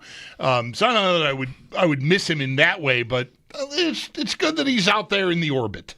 He's in our orbit. We got one more year of, and you never know. Maybe it all just goes perfectly, just right for him and them, and they win 12 games or something. I don't see it, but and he's on the Bills schedule, and the Bills have had their fun with Aaron Rodgers. Last year, that game with the Jets, holy cow, it was 40-0 in the third quarter. That was hilarious. I don't mean when he got hurt. That doesn't really count. But earlier in the season, they beat him. That was a closer game. Yeah. Somehow they were able to win a game without James Cook. They did that. Then with Green Bay, he had the Sunday night game a couple of years ago before he left the Packers, and the Bills won that game pretty easily. They were very like cruise control first half, and then it got a little. We were in the throes of why aren't they good in the second half? Like that was one of the key games in that narrative because they were in control, and they never really weren't in control, but it just got tighter than you would have liked because the Bills didn't just keep punching, as it turned out. And then the time before that is the Mario Williams safety game, right? Well, there was the game, game in Green Bay. Right, that Josh Allen played. Yeah, it was where the Bills got shut out, but they were really, that was not important. But yeah, the one was that Doug Marone's season, or one of his seasons, yes, where they upset the Packers. So it's not like they haven't had their fun with him. I was thinking about the season, and like the Bills are again set up to roll. It's a story if they don't. If they do, it's what we're expecting, and we'll see what happens in the playoffs again. I think Brandon Beane really is the one we'll be talking about the most if they don't roll. Like Allen is so already well established as great. If he gets hurt, that's something else. Nobody will blame anybody. We'll have Trubisky to talk about. Hopefully we don't find out. But all the wide receiver stuff, the pick of Coleman, the pick of Kincaid, as Aaron points out, and he's right, and I'll do it too every chance I get, they are different things. Trying to augment at a position and succeeding at it. We had with the offensive line with the Bills in the drought years, a stretch where fans would complain about how the Bills didn't address the offensive line, which they had. It was exactly the phrasing all the time, too. It was always the same. Address. When are they going to address the offensive line? Which they did constantly, but not to any success. So, you kind of need both. But Beane has, even if you go with the depth guys last year and a little bit this year, too, he certainly addressed it. It's a matter of choosing the right players, and when it's the draft, you really do have choices. Like Coleman was one of how many receivers? If you include Worthy and the guys picked at the time of the trade, which you should do. They could have done. They chose not to do that. Yeah. He had 10 receivers that might have been somebody's number one, Mel's best remaining guy. Yeah.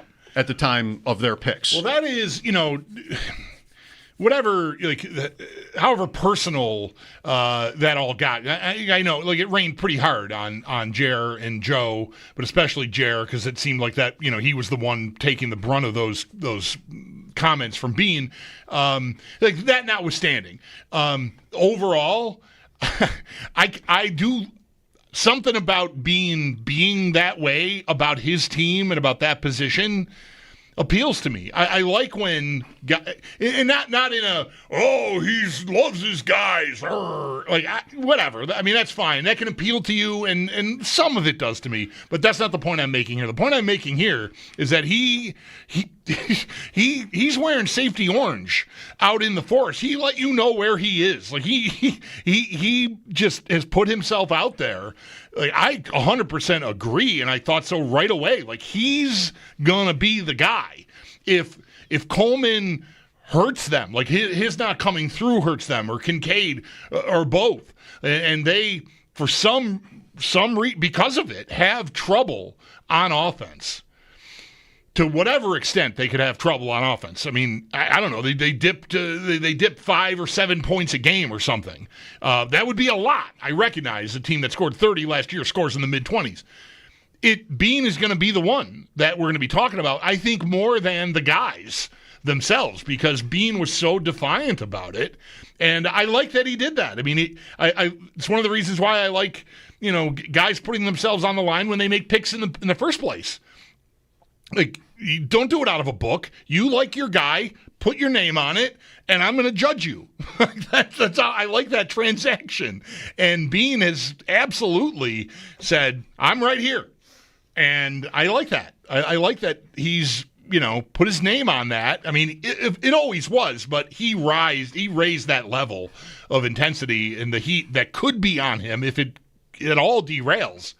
I think big time by doing what he did. And I like when a guy wants to do that. But it is a little bit ironic if it's the question, the debate, the arguing is about, have the Bills taken pass catching seriously enough? And, on Bean's side of the fence, it's, well, what do Coleman and Kincaid, not in that order, represent? And, what's the right point then? Fine. They are swings. Yeah. Great. Let's see how it goes. And in a combined 3 seasons, it's not much. And I think Kincaid is kind of blocked from having huge volume, like first-round draft capital volume. I just don't think there's a path to that. And Coleman has to just be a better player, which, everybody will tell you is possible. He's young, right? So, sure. But the right point won't be that they haven't addressed it in that scenario. The right point will be, well, how did they address it? Yeah, did they miss in addressing it? Yeah, I mean, Coleman, it was fine last year. I think it was going fine. It wasn't smashing, and it wasn't even like Kincaid's rookie year, which was closer to that, just without touchdowns. I mean, 73 catches is a nice number for a rookie tight end, I still think. But Coleman, to me, was you got the big couple of big plays. You got the end zone jump ball against Woolen in Seattle. Like, it sort of was looking as advertised, and then it just completely got off track when he got hurt. Again, I don't want to overdo it. He wasn't like a candidate for rookie of the year or anything, but it was a good enough, for me anyway, good enough rookie year, and let's see if there's more here. And then it just went away completely. So this is, it's a lot like Kincaid going into year 2. Like, what have I got here? Can I build on this? Except there's a lot more building to do. Kincaid sort of regressed here. It was injuries or whatever after 73 as a rookie. But Coleman, I felt like whatever his flaws are and were then, it was all right. I didn't feel like that was a big miss or anything, but he's got to do something more this year, no doubt. Sal's going to join us at 5. We'll talk some more Bills with him. Mike Schopp and the Bulldog here. This is WGR.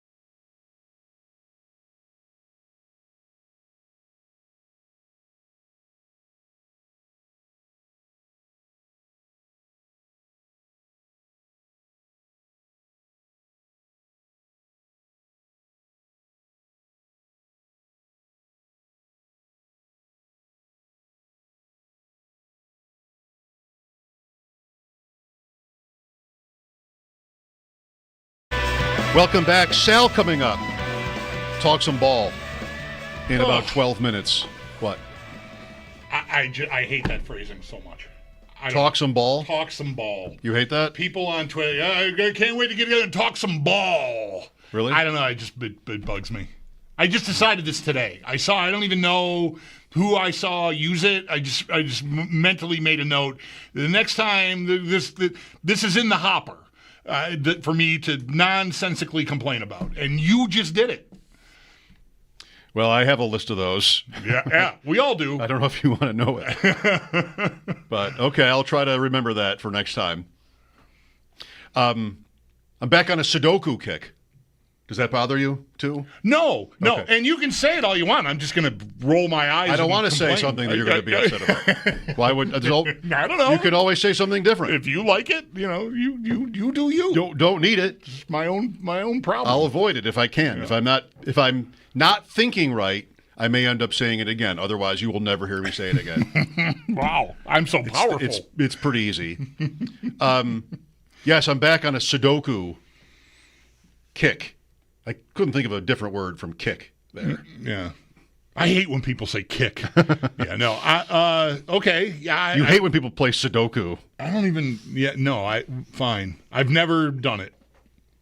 I'm not against it. I just don't. Not against it. Not. I don't have a problem with it yet.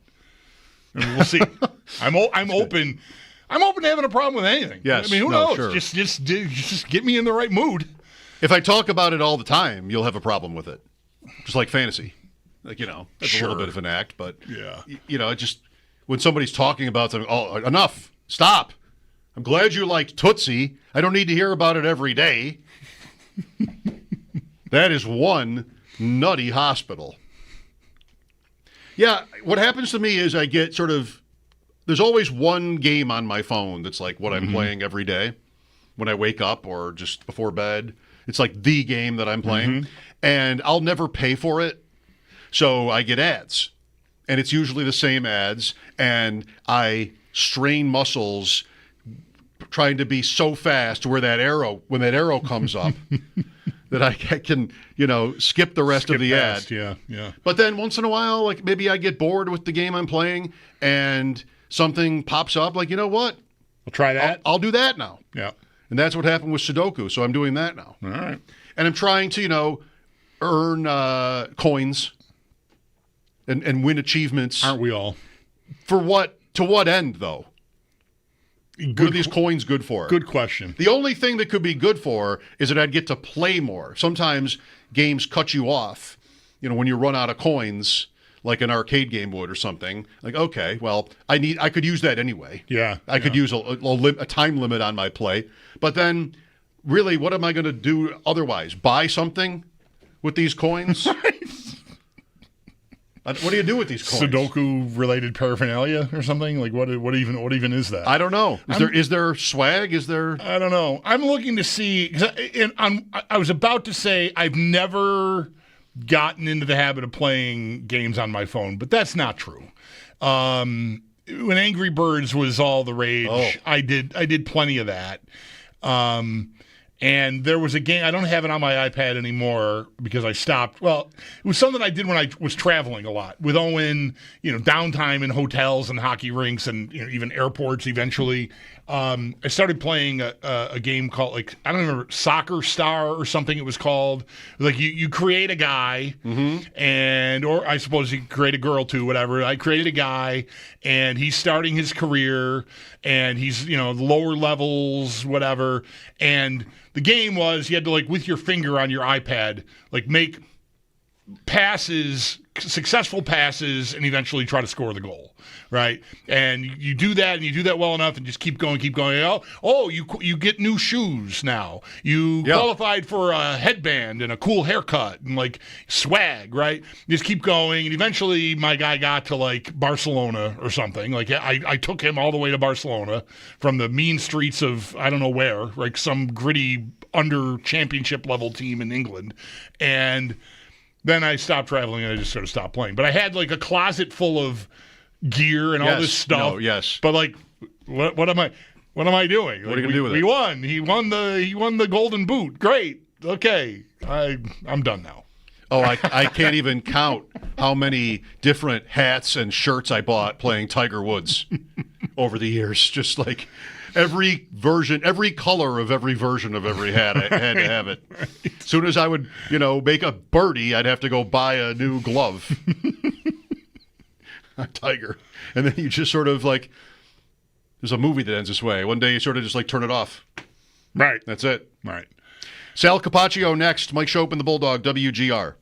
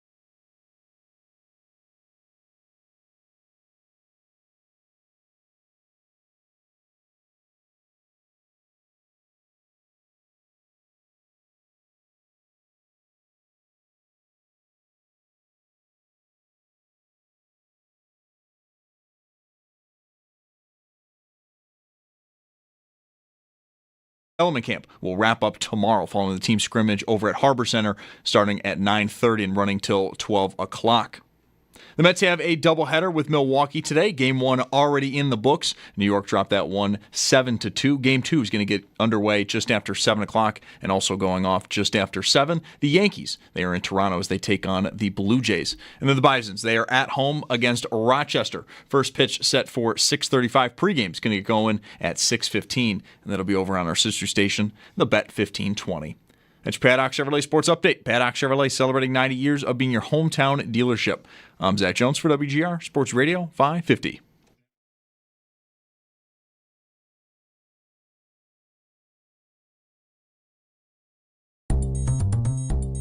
It's Sal Capaccio. I make a special carpaccio for your sis. Oh, now that sounds really good. Oh, you like? Hey, get away from my wife with that. What's the matter, carpaccio no good? What do you do now? They don't like a carpaccio. They like carpaccio. On WGR. I make a carpaccio for you. Sports Radio 550. Just quickly to finish the conversation we were having during the break. We're watching Wimbledon, and Bulldog said, we almost played tennis that one time. You want to say it? Yeah, I didn't have the right shoes to go to the tennis and squash club, which is where we were going to go play. And so that got kiboshed. I thought we maybe talked about doing it at Delaware Park another time, which, shoes wouldn't matter. And I don't know what happened to that. But but then you said you'd like to hit the ball, but you don't think you could move well. I'm not sure I can safely move laterally anymore. I have just the perfect idea for you. Pickleball? You should play with my wife. Oh, she'll hit the ball right to you the whole time, every time. Tell her how far you can move, how many feet laterally you can move. You will never have to move outside of that distance. You might have to come, fetch balls once in a while. Rally's end. Yeah, right. But, you're not going to have to go line to line. Don't worry about it. I can't. I can arrange this. I can't get on a tennis court with your wife. No. Well, you're not going to play with me if you don't want to run, because I'm not good enough. You'll run. And so will I. Sal Capaccio on the Wester hotline. Is there any tennis playing in Sal's life? I did play a little bit in college with a buddy of mine who he enjoyed tennis. I don't think I've played since then at all. Played some pickleball. Believe it or not, we actually had pickleball in gym class in the late 80s, early 90s. Whoa. And I know, isn't that crazy? Had a coach who actually has since passed away, but he founded the Trench Trophy, Carl Curris. And we played pickleball in gym class back then. And it's amazing to me now that it's out there and people think it's this new game. It's actually not. And I tell people, no, I actually literally played this in high school. Kind of crazy to think about. As far as tennis is concerned, I don't think, Mike, I've played tennis probably since college. I am almost positive I still have a tennis racket in a not wooden, in a cover buried underneath like motorcycle parts and golf clubs that are that have been retired. Like there's a storage space in our basement that has stuff like that on it. And I think at the bottom, like maybe we moved in there, the first thing I put in there was this is tennis racket. I'm going to put it there. And it has never moved. Still there. I think it should still be there. It might need to be restrung. Yeah, it might be a little not up to code. I am thinking about the pickleball thing lately. Like I'm like, yeah, this is like I enjoyed it when I played in high school, and I think it's a sport that I could get into at an older age now, trying to stay active. I did enjoy racquetball in college though too, and I haven't played that in a long time. But man, that was a workout. Yeah, squash too. There are people playing pickleball and tennis. That's how this came up. We're watching Wimbledon in here, and I said to Mike, every time I ride around the park, Delaware Park, there's people playing tennis. There's also, which is great to see. Yeah, it is. And there's even, I'm pretty sure there's a guy that gives lessons or something. There's one guy that I see all the time that's always meeting different people. So I'm assuming that's some sort of a lesson happening. But the courts that are on the other side, closer to the 198, that are not in as great a shape, there are always people there playing pickleball too. Mornings, most weekday mornings. I shouldn't say this because I'm admittedly speaking out of school, but in the pickleball related conversations I've had with like tennis people who are maybe biased or just in general, the thing I always hear is that it's bad for injuries, which is maybe counterintuitive because you're not running. Like you're not going to turn an ankle playing pickleball, but because of the lack of resistance in the ball, the tennis elbow stuff is even like more exaggerated. So I don't know if I can prove prove that. I'm not prepared to, but I've heard that numerous times about pickleball. It seems like a sport you'd play to not expect to get hurt. Right, lower impact. But shoulder, elbow, wrist, maybe it's not quite that way. I want to add here, Bulldog, I mean, you know me. I also just randomly walk around Delaware Park meeting people. I'm not giving lessons. I just like to go around Delaware Park and meeting people. I thought when he said that he was probably talking about you. I just couldn't tell from a distance if it was you. I've got a Keon Coleman take. It's not even really a take. But so I was reading an article about him today that was very negative. And I've seen the opposite. You know, all our guests, we usually end up talking to most of them anyway about Keon Coleman at one point. It's always about the receivers in here, as you know. And I wonder if there is a greater range of outcomes, predictions for Coleman this year than even before his rookie season. I mean, every rookie comes with that. Who knows what they're going to be? Is he good enough for the league? Is he great? That happens. Justin Jefferson happens. Jalen Reagor also happens. Huge range of outcomes. It just sounds like this year there are people who think Keon Coleman will take off. Bigger role, experience, Brandon Beane every time reminding you how he's only 21 or so young. And then there are also people like there was no separation. There was not enough on tape to be optimistic. Is that how you hear it or see it?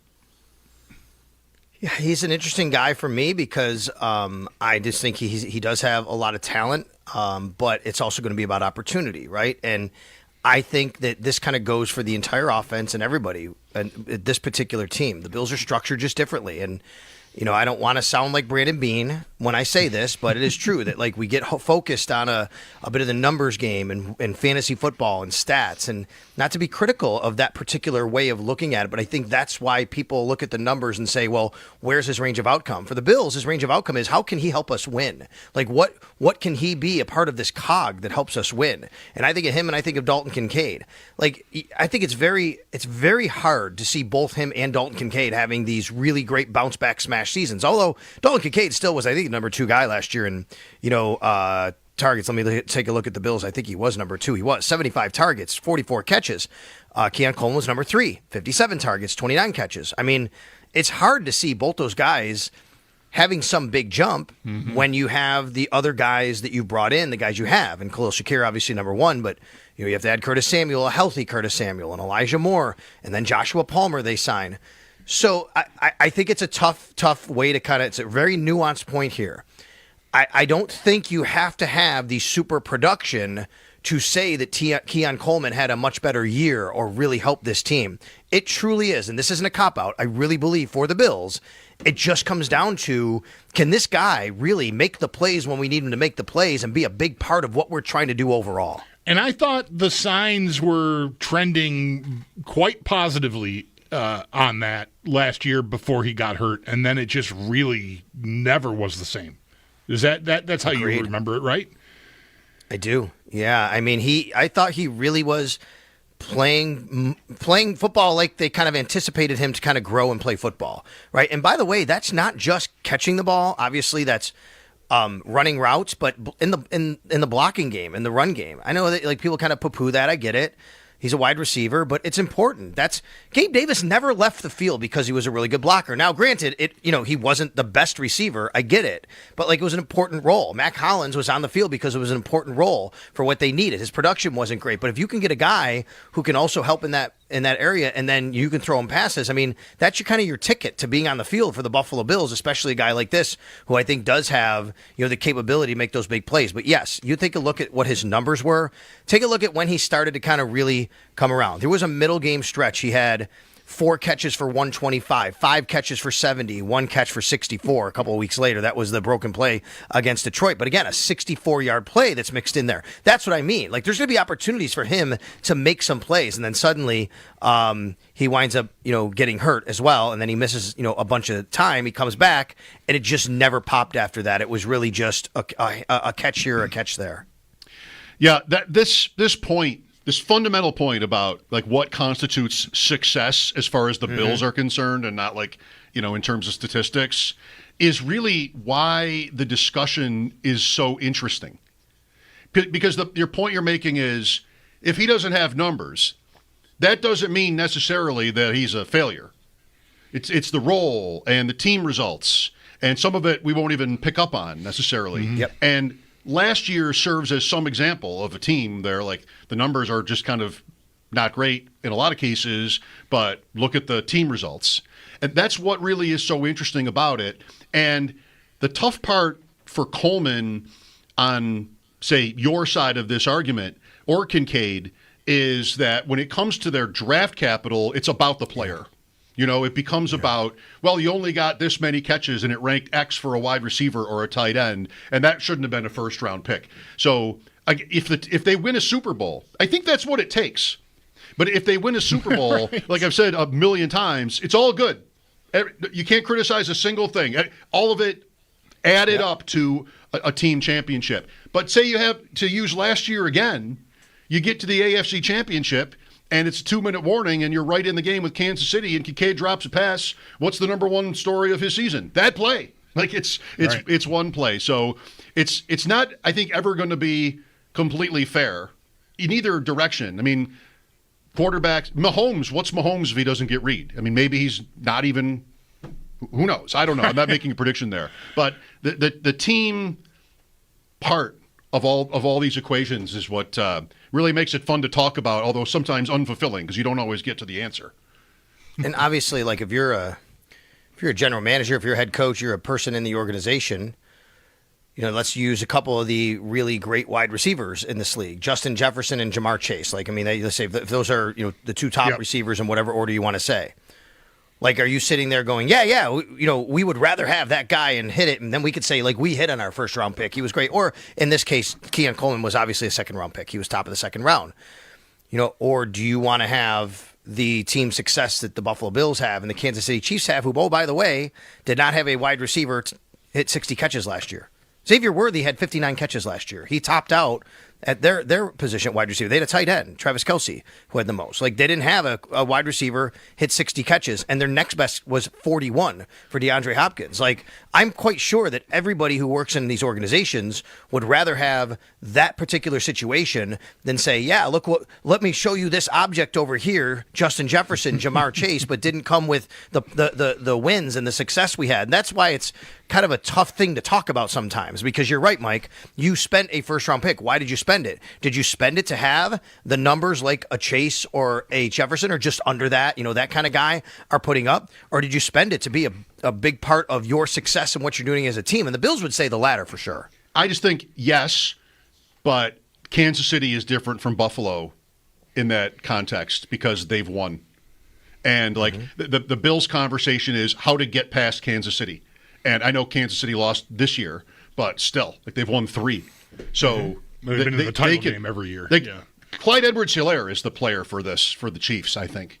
Like, they picked a running back, last pick of the first round, might as well have been Coleman, right? 1 pick away, different year, obviously. But, was that a bad pick? Sure. Heck, how could you say not? Yeah. But they've won rings. He got replaced by a 7th rounder. Yeah, of course, you'd rather have the team success. You'd also maybe rather have had Jonathan Taylor in that moment than CEH. Or I might say maybe not, because then you're running more or something. I've gotten there at times. Sal Capaccio, yes. Let me use the Ravens as another example for this, right? I mean, Zay Flowers had 1,000 yards. He had a very nice year. Would never take that away. I mean, he had the same amount of catches as Khalil Shakir. I think Shakir had one more, right? 76, 75, I think, actually. I was looking at him the other day. Right? Khalil Shakir was 821. He didn't have the yards. And then the next best wide receiver for the Baltimore Ravens was, let me just look this up real quick. I think it was pretty low. If you go to the Ravens, they had tight ends, obviously. It's Bateman. Bateman had 45 catches. It's funny to me, right? You think about the best teams in the AFC. I think the Eagles are different. The Eagles obviously have Brown, and he's great, and they have a pair of really good wide receivers, and that's kind of the standard, right? Like, okay, yeah, but look at the Eagles. No doubt. I understand that, and they won the Super Bowl, so that's the gold standard.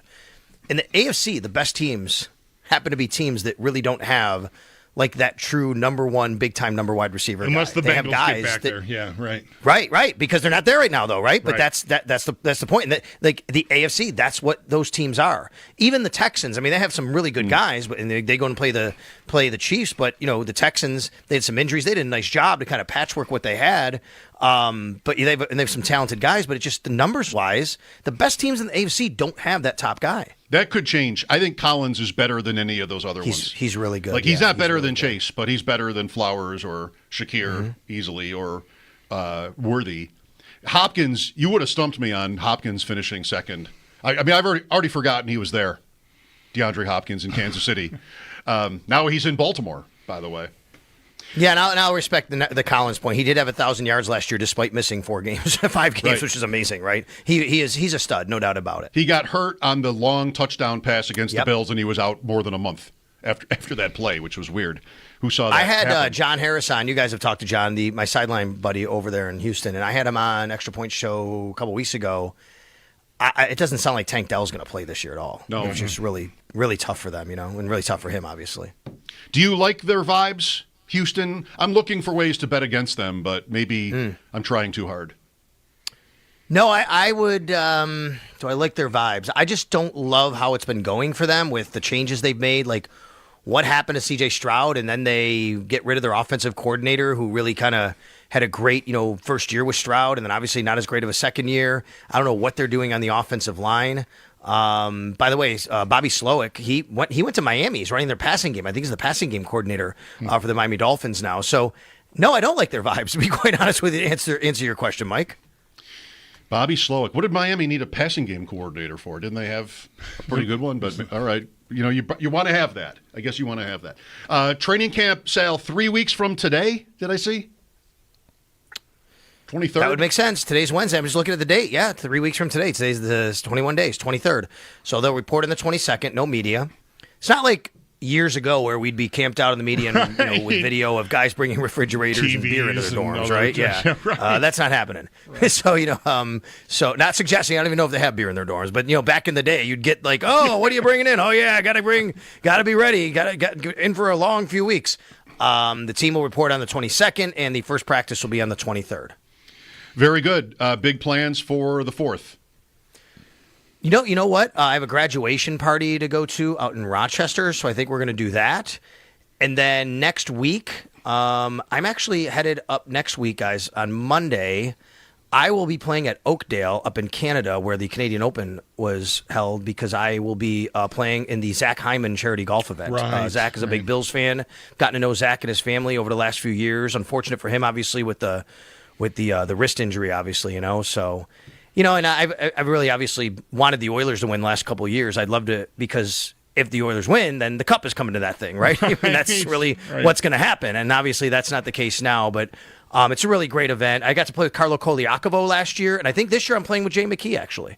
Oh, nice. Oh, that's awesome. Good deal. Yeah. All right. Please give him our cool. best. Yeah. Yeah, I will. No doubt about it. And then I'm leaving for Italy on Wednesday. That's what I was going to ask you. When is that happening? All right. Leaving for Italy on Wednesday, gone for that week and then the following week, and then I'll be back here a couple of days before training camp begins, and then right off to camp.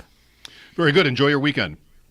Thanks, guys. You too. Happy 4th. All right. Same to you. That's our dude, Sal Capaccio, on the West Her Hotline. His appearances are brought to you by New York's only outlet, Liquor. When you need to stock up, it's the place to buy a case. What's your outlet?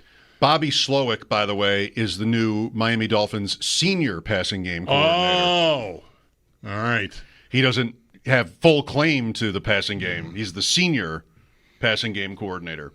And his brother, Ryan, is the Dolphins' defensive passing game specialist. Boy. What's that? Lunches must be fun in that house. Defensive passing game specialist. Will it ever end? No. Will we live long enough to have NFL teams house 100 coaches? And just every corporate title you can think of is just sort of smacked onto these guys' labels. Yes. Why not? You're not trying if you don't have that. I think we will. Yeah. I mean, assistants to the sure. We'll get there. Senior passing game coordinator, defensive passing game specialist. This is PFF Bobby we're talking about here. Bobby Slowick, late of the Texans. All right, Time for a break. We'll have an update and then talk some more. 803-0550. Let's spend a few more minutes on Bowen Byram and what Kevin Adams had to say earlier today. Mike Schopp and the Bulldog, WGR.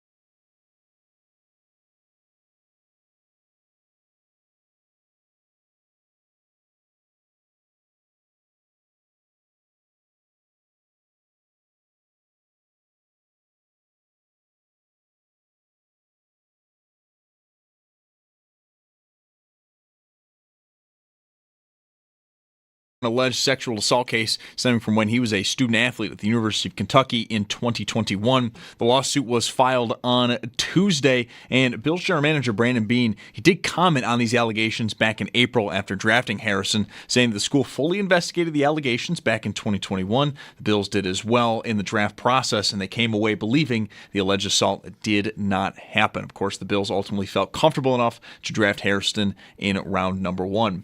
Sabres general manager Kevin Adams, he spoke with the media today as the offseason appears to be nearing a close. And with that, development camp wraps up tomorrow following the team scrimmage over at Harbor Center from 9:30 a.m. to 12 p.m. For more on today, Paul Hamilton has a piece up at our website, WGR550.com. And the Bisons, they are in action tonight at home against Rochester. First pitch in just about an hour at 6:35, pregame at 6:15, and that can be heard on our sister station, the Bet 1520. It's your Paddock Chevrolet Sports Headlines. Paddock Chevrolet celebrating 90 years of being your hometown dealership. I'm Zach Jones for WGR Sports Radio 550.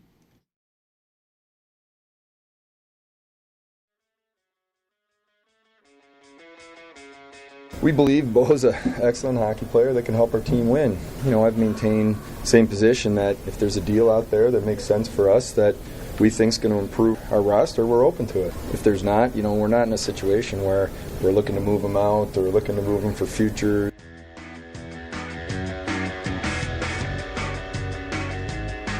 Kevin Adams today on Bo Byram. So, as we talked about with Paul Hamilton, not officially is business closed for the summer, but, this was the press conference, if it was even that. The media availability that comes when, most of your action has been completed. Quote action. Yeah. So, for now, Byram is here. Smart of them not to stream it or anything. Yeah, I saw some people complaining about that. I really mean it. I think making it harder for us to see him and hear him talking is called for. Is good? Yeah. Smart? Yeah. That should never be the case. I know. It's man, talk about it's like a it's like a tennis racket sized backhand compliment. But it's I didn't mind. I mean, I heard what I needed to hear, and I don't know. I was looking for it. It was a good pocket of the day for me. I'm like, 10:30. I'm scrolling. Where is he? Where's the Sabres account with here's Kevin Adams? Like, I didn't do it. So what happens now? I mean, assuming, which I will want to do, I'm choosing to do, that there's no trade waiting for us here with Byram. What then? He gets a contract this summer from them? Do they go to September? Is there arbitration? There is arbitration, and he, I would think, would surely choose that. So that could be where we end up. Is they just get, there's a decision there, and the Sabres abide. Just spraying to mind here, sitting here now, like it's, day 3 or 4 or whatever. It's been a week since Peterka got traded. He got traded Wednesday overnight into Thursday last week, right? And so these are both restricted free agents, different years away. Byram's 2 years away from UFA, and Peterka was, I think, 4 years away from UFA. Why are the situations being handled as differently as they are? Right? Why was Peterka why were they so ready to trade him? And please don't tell me it's the return. The return is good. I like the players, but they didn't kill it. It was not a deal that you couldn't turn down, I don't think. I think agree. That's fair. You can like the players they got and still think they left something out there in making that choice. And I wouldn't say I assumed, but the caveat to liking the deal, or at least liking the players, not liking the deal, but liking the players, living with the deal because you like the players, is I'm going to do something with Byram that's going to help me supplement what I'm losing by trading Peterka. But they're both in the same situation. Byram, I think it's pretty clear, doesn't want to commit long-term here. And that was the story on Peterka. And I don't know, I don't want to say they took the first deal that crossed their face for Peterka, but Maybe. They played hardball. They're playing hardball with Byram, and they facilitated Peterka. And I'm not sure maybe there's such an obvious reason why. Well, there can be a couple things. And I feel like because it's the Sabres, I want to mention them. One is feelings, right? One is, and that's the real world, but I think maybe the Sabres can overreact to that because of their defensive posture. And if Peterka was just like more serious through his agent about what he thought of his future, then the Sabres might have felt like that they felt more pressure to do something with him. Like Paul always says with Byram, again, it's in his article again about how just he says the right things about playing for the Sabres, and there's no sense that he's upset per se. That as far as I know, so there might be that. There's always the owner. Who knows who he likes? I mean, sometimes I thought the story was he loved Peterka. Well, so that I'm not. Yeah, maybe. But because what happened with Peterka, wasn't it that a story came out that he had given permission to trade him before Peterka was traded? There was a report that Pegula said it was okay. Yeah. Which, like, why would you need that? Right. In a normal organization, why would there ever even need to be that? Who is Peterka? Man, he's a good young player, but he's not Wayne Gretzky. Like, right. The top dogs, I guess the owner would probably have to have the say, but him? Does that mean everybody gets this? Maybe. It might. So those are a couple of possible theories. I just think I don't mind Byram here with Dahlin. I think that can be that's a very effective pair. If something happens to Dahlin and he's got to carry a pair, you're probably in real trouble.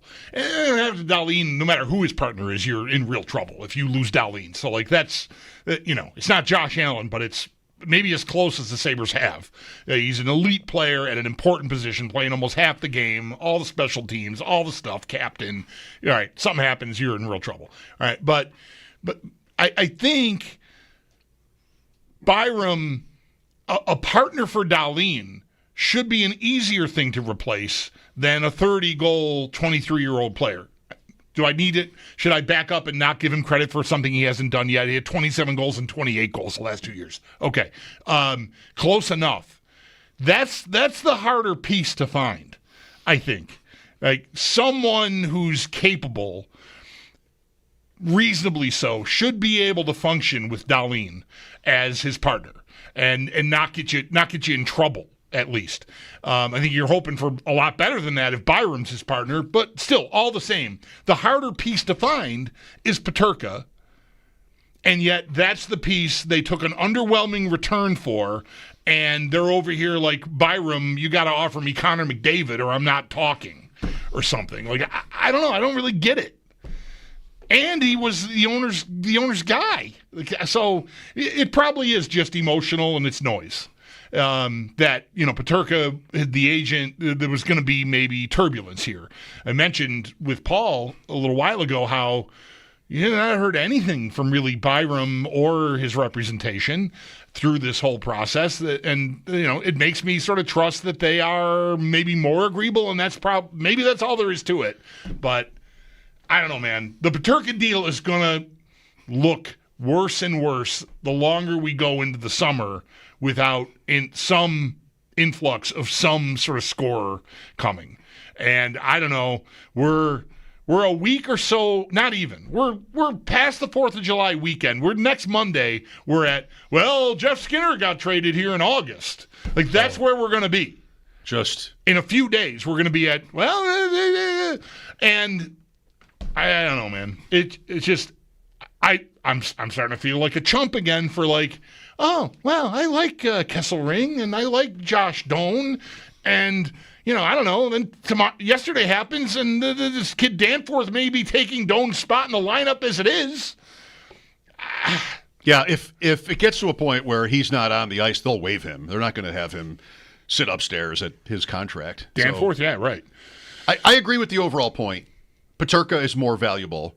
I think they might have been surprised and disappointed that Byram was not a hotter option in the market, and that's on them. Yeah, that's the Sabres have a long history of these kind of misjudgments, if that's what happened. It's happened many times before. I just think, and you've heard me say it, my angle when it comes to Byram is if you're intending at all to sort of bank on him with Dahlin, I just think you're doing it wrong.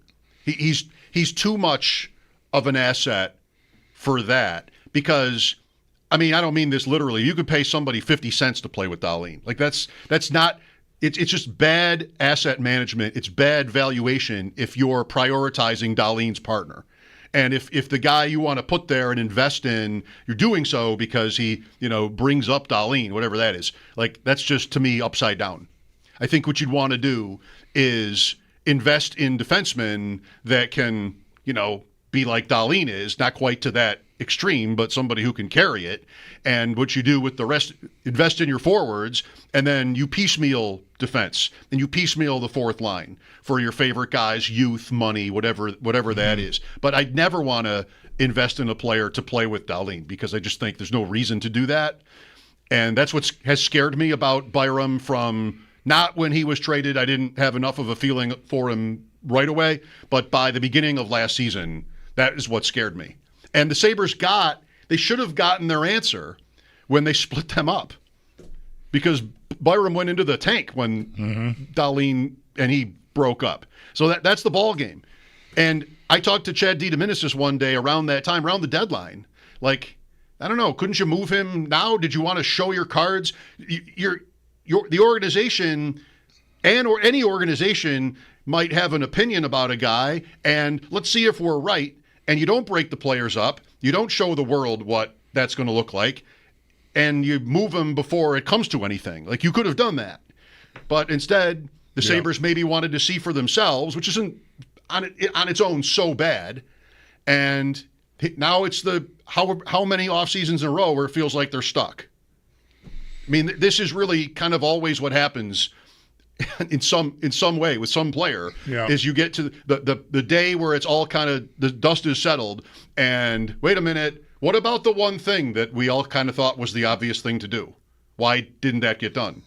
And that can be ownership, that could be money, that's almost the same, and that can be just evaluating interest in your player. The other facet of the timing of the trades, the Peterka going before Byram, like we talked with Paul in the 4 o'clock hour, it was 3:30 even, that they're leaving this cap space for like break glass in case of emergency in the form of an offer sheet. Oh, so because we don't, and look, I get that. Like if you're stuck with this asset, right, and don't want to lose them for draft picks, I respect that. Like where you're at right now on your timeline, selling that, like, we let Philadelphia take them, and but we got a first, a second, and a third or something. Like, I mean, throw up in my mouth.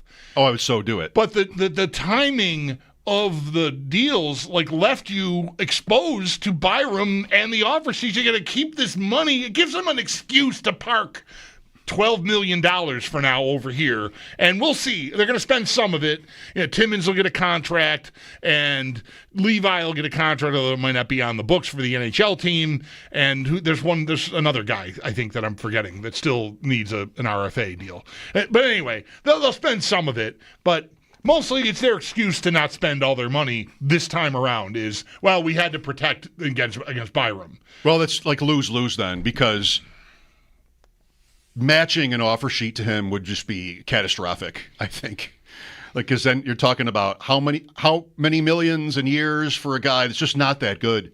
And I know it's draft picks, but I would snap call, take him. And now Adams has already said they definitely wouldn't do that, which is another kind of like back on defense. Which sort of tells you, I think, it depends on how badly Byram really doesn't want to be here long term, but I think the chances of an offer sheet coming are pretty low. And a team could want to do it, but Byram and his agent got to agree to it.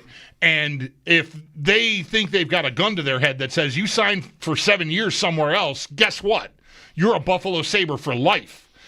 He's not signing an offer sheet. I don't know. That might be right. I think that could go either way. I don't know. It goes back to the thing we don't know, which is how he feels about playing for the Sabres. He doesn't have to hate it. It's set for life money. And he's not getting that here, maybe. So, and there's no playoff pressure. Not yet. Mike Schopp and the Bulldog back after this timeout here on WGR.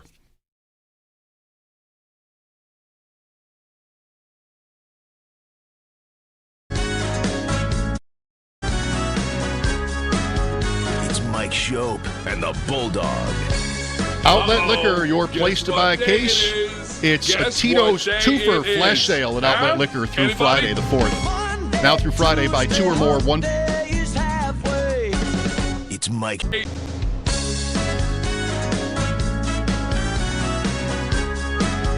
It's Mike Schopp and the Bulldog.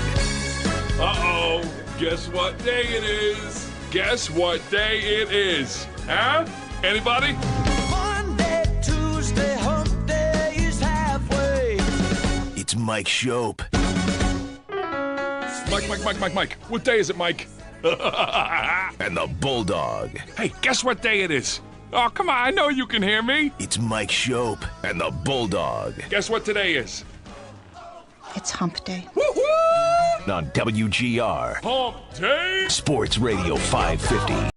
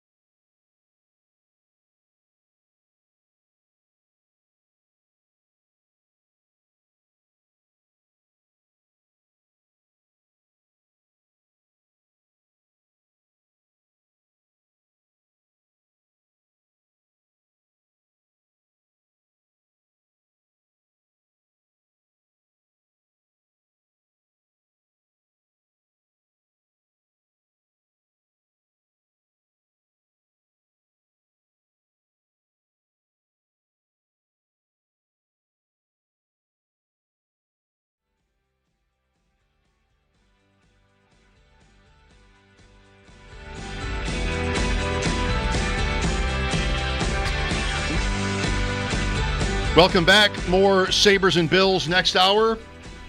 Baseball here.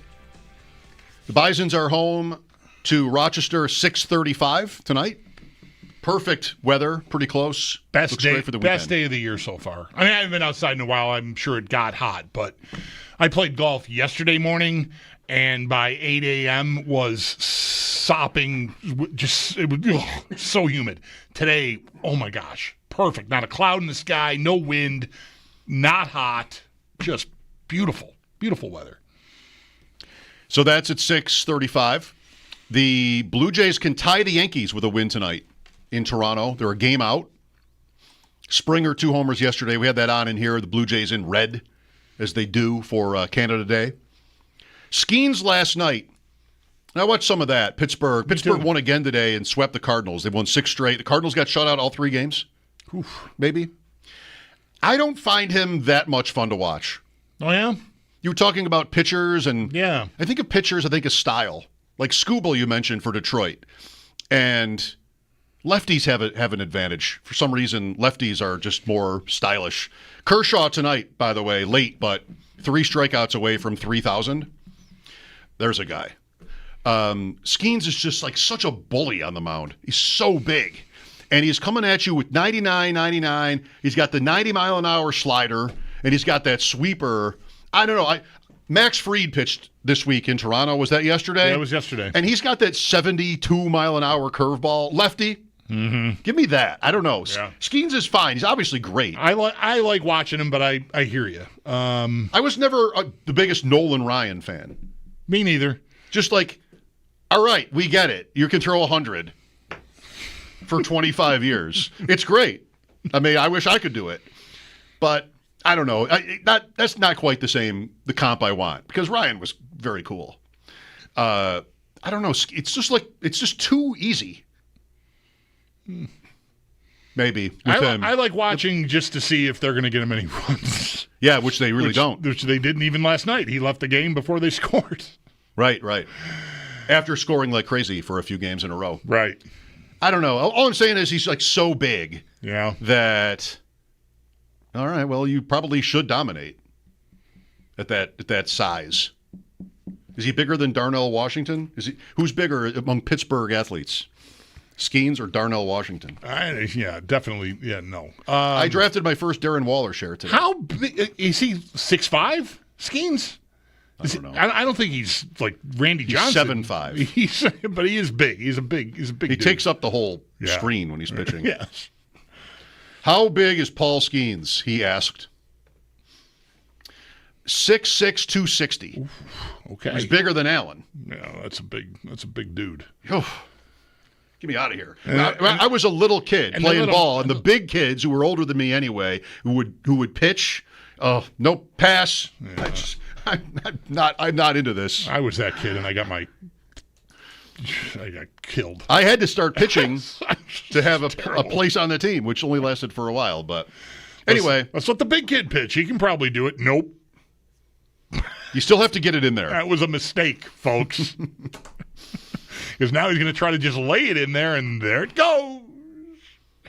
Mets have a doubleheader. They lost game 1. Yankees, I mentioned. And the Red Sox are also played a split, like a makeup, or a game that was... last night's game got... Why is it so hard? Got suspended. Suspended. They resumed it today at like 2:30, and I didn't see the result, and then they're playing tonight again. Cincinnati. Yeah. All right. Paul joined us earlier, laying it all out from Kevin Adams today, Byram, Alex Lyon, and more. We'll have that for you next. Mike Schopp and the Bulldog, WGR.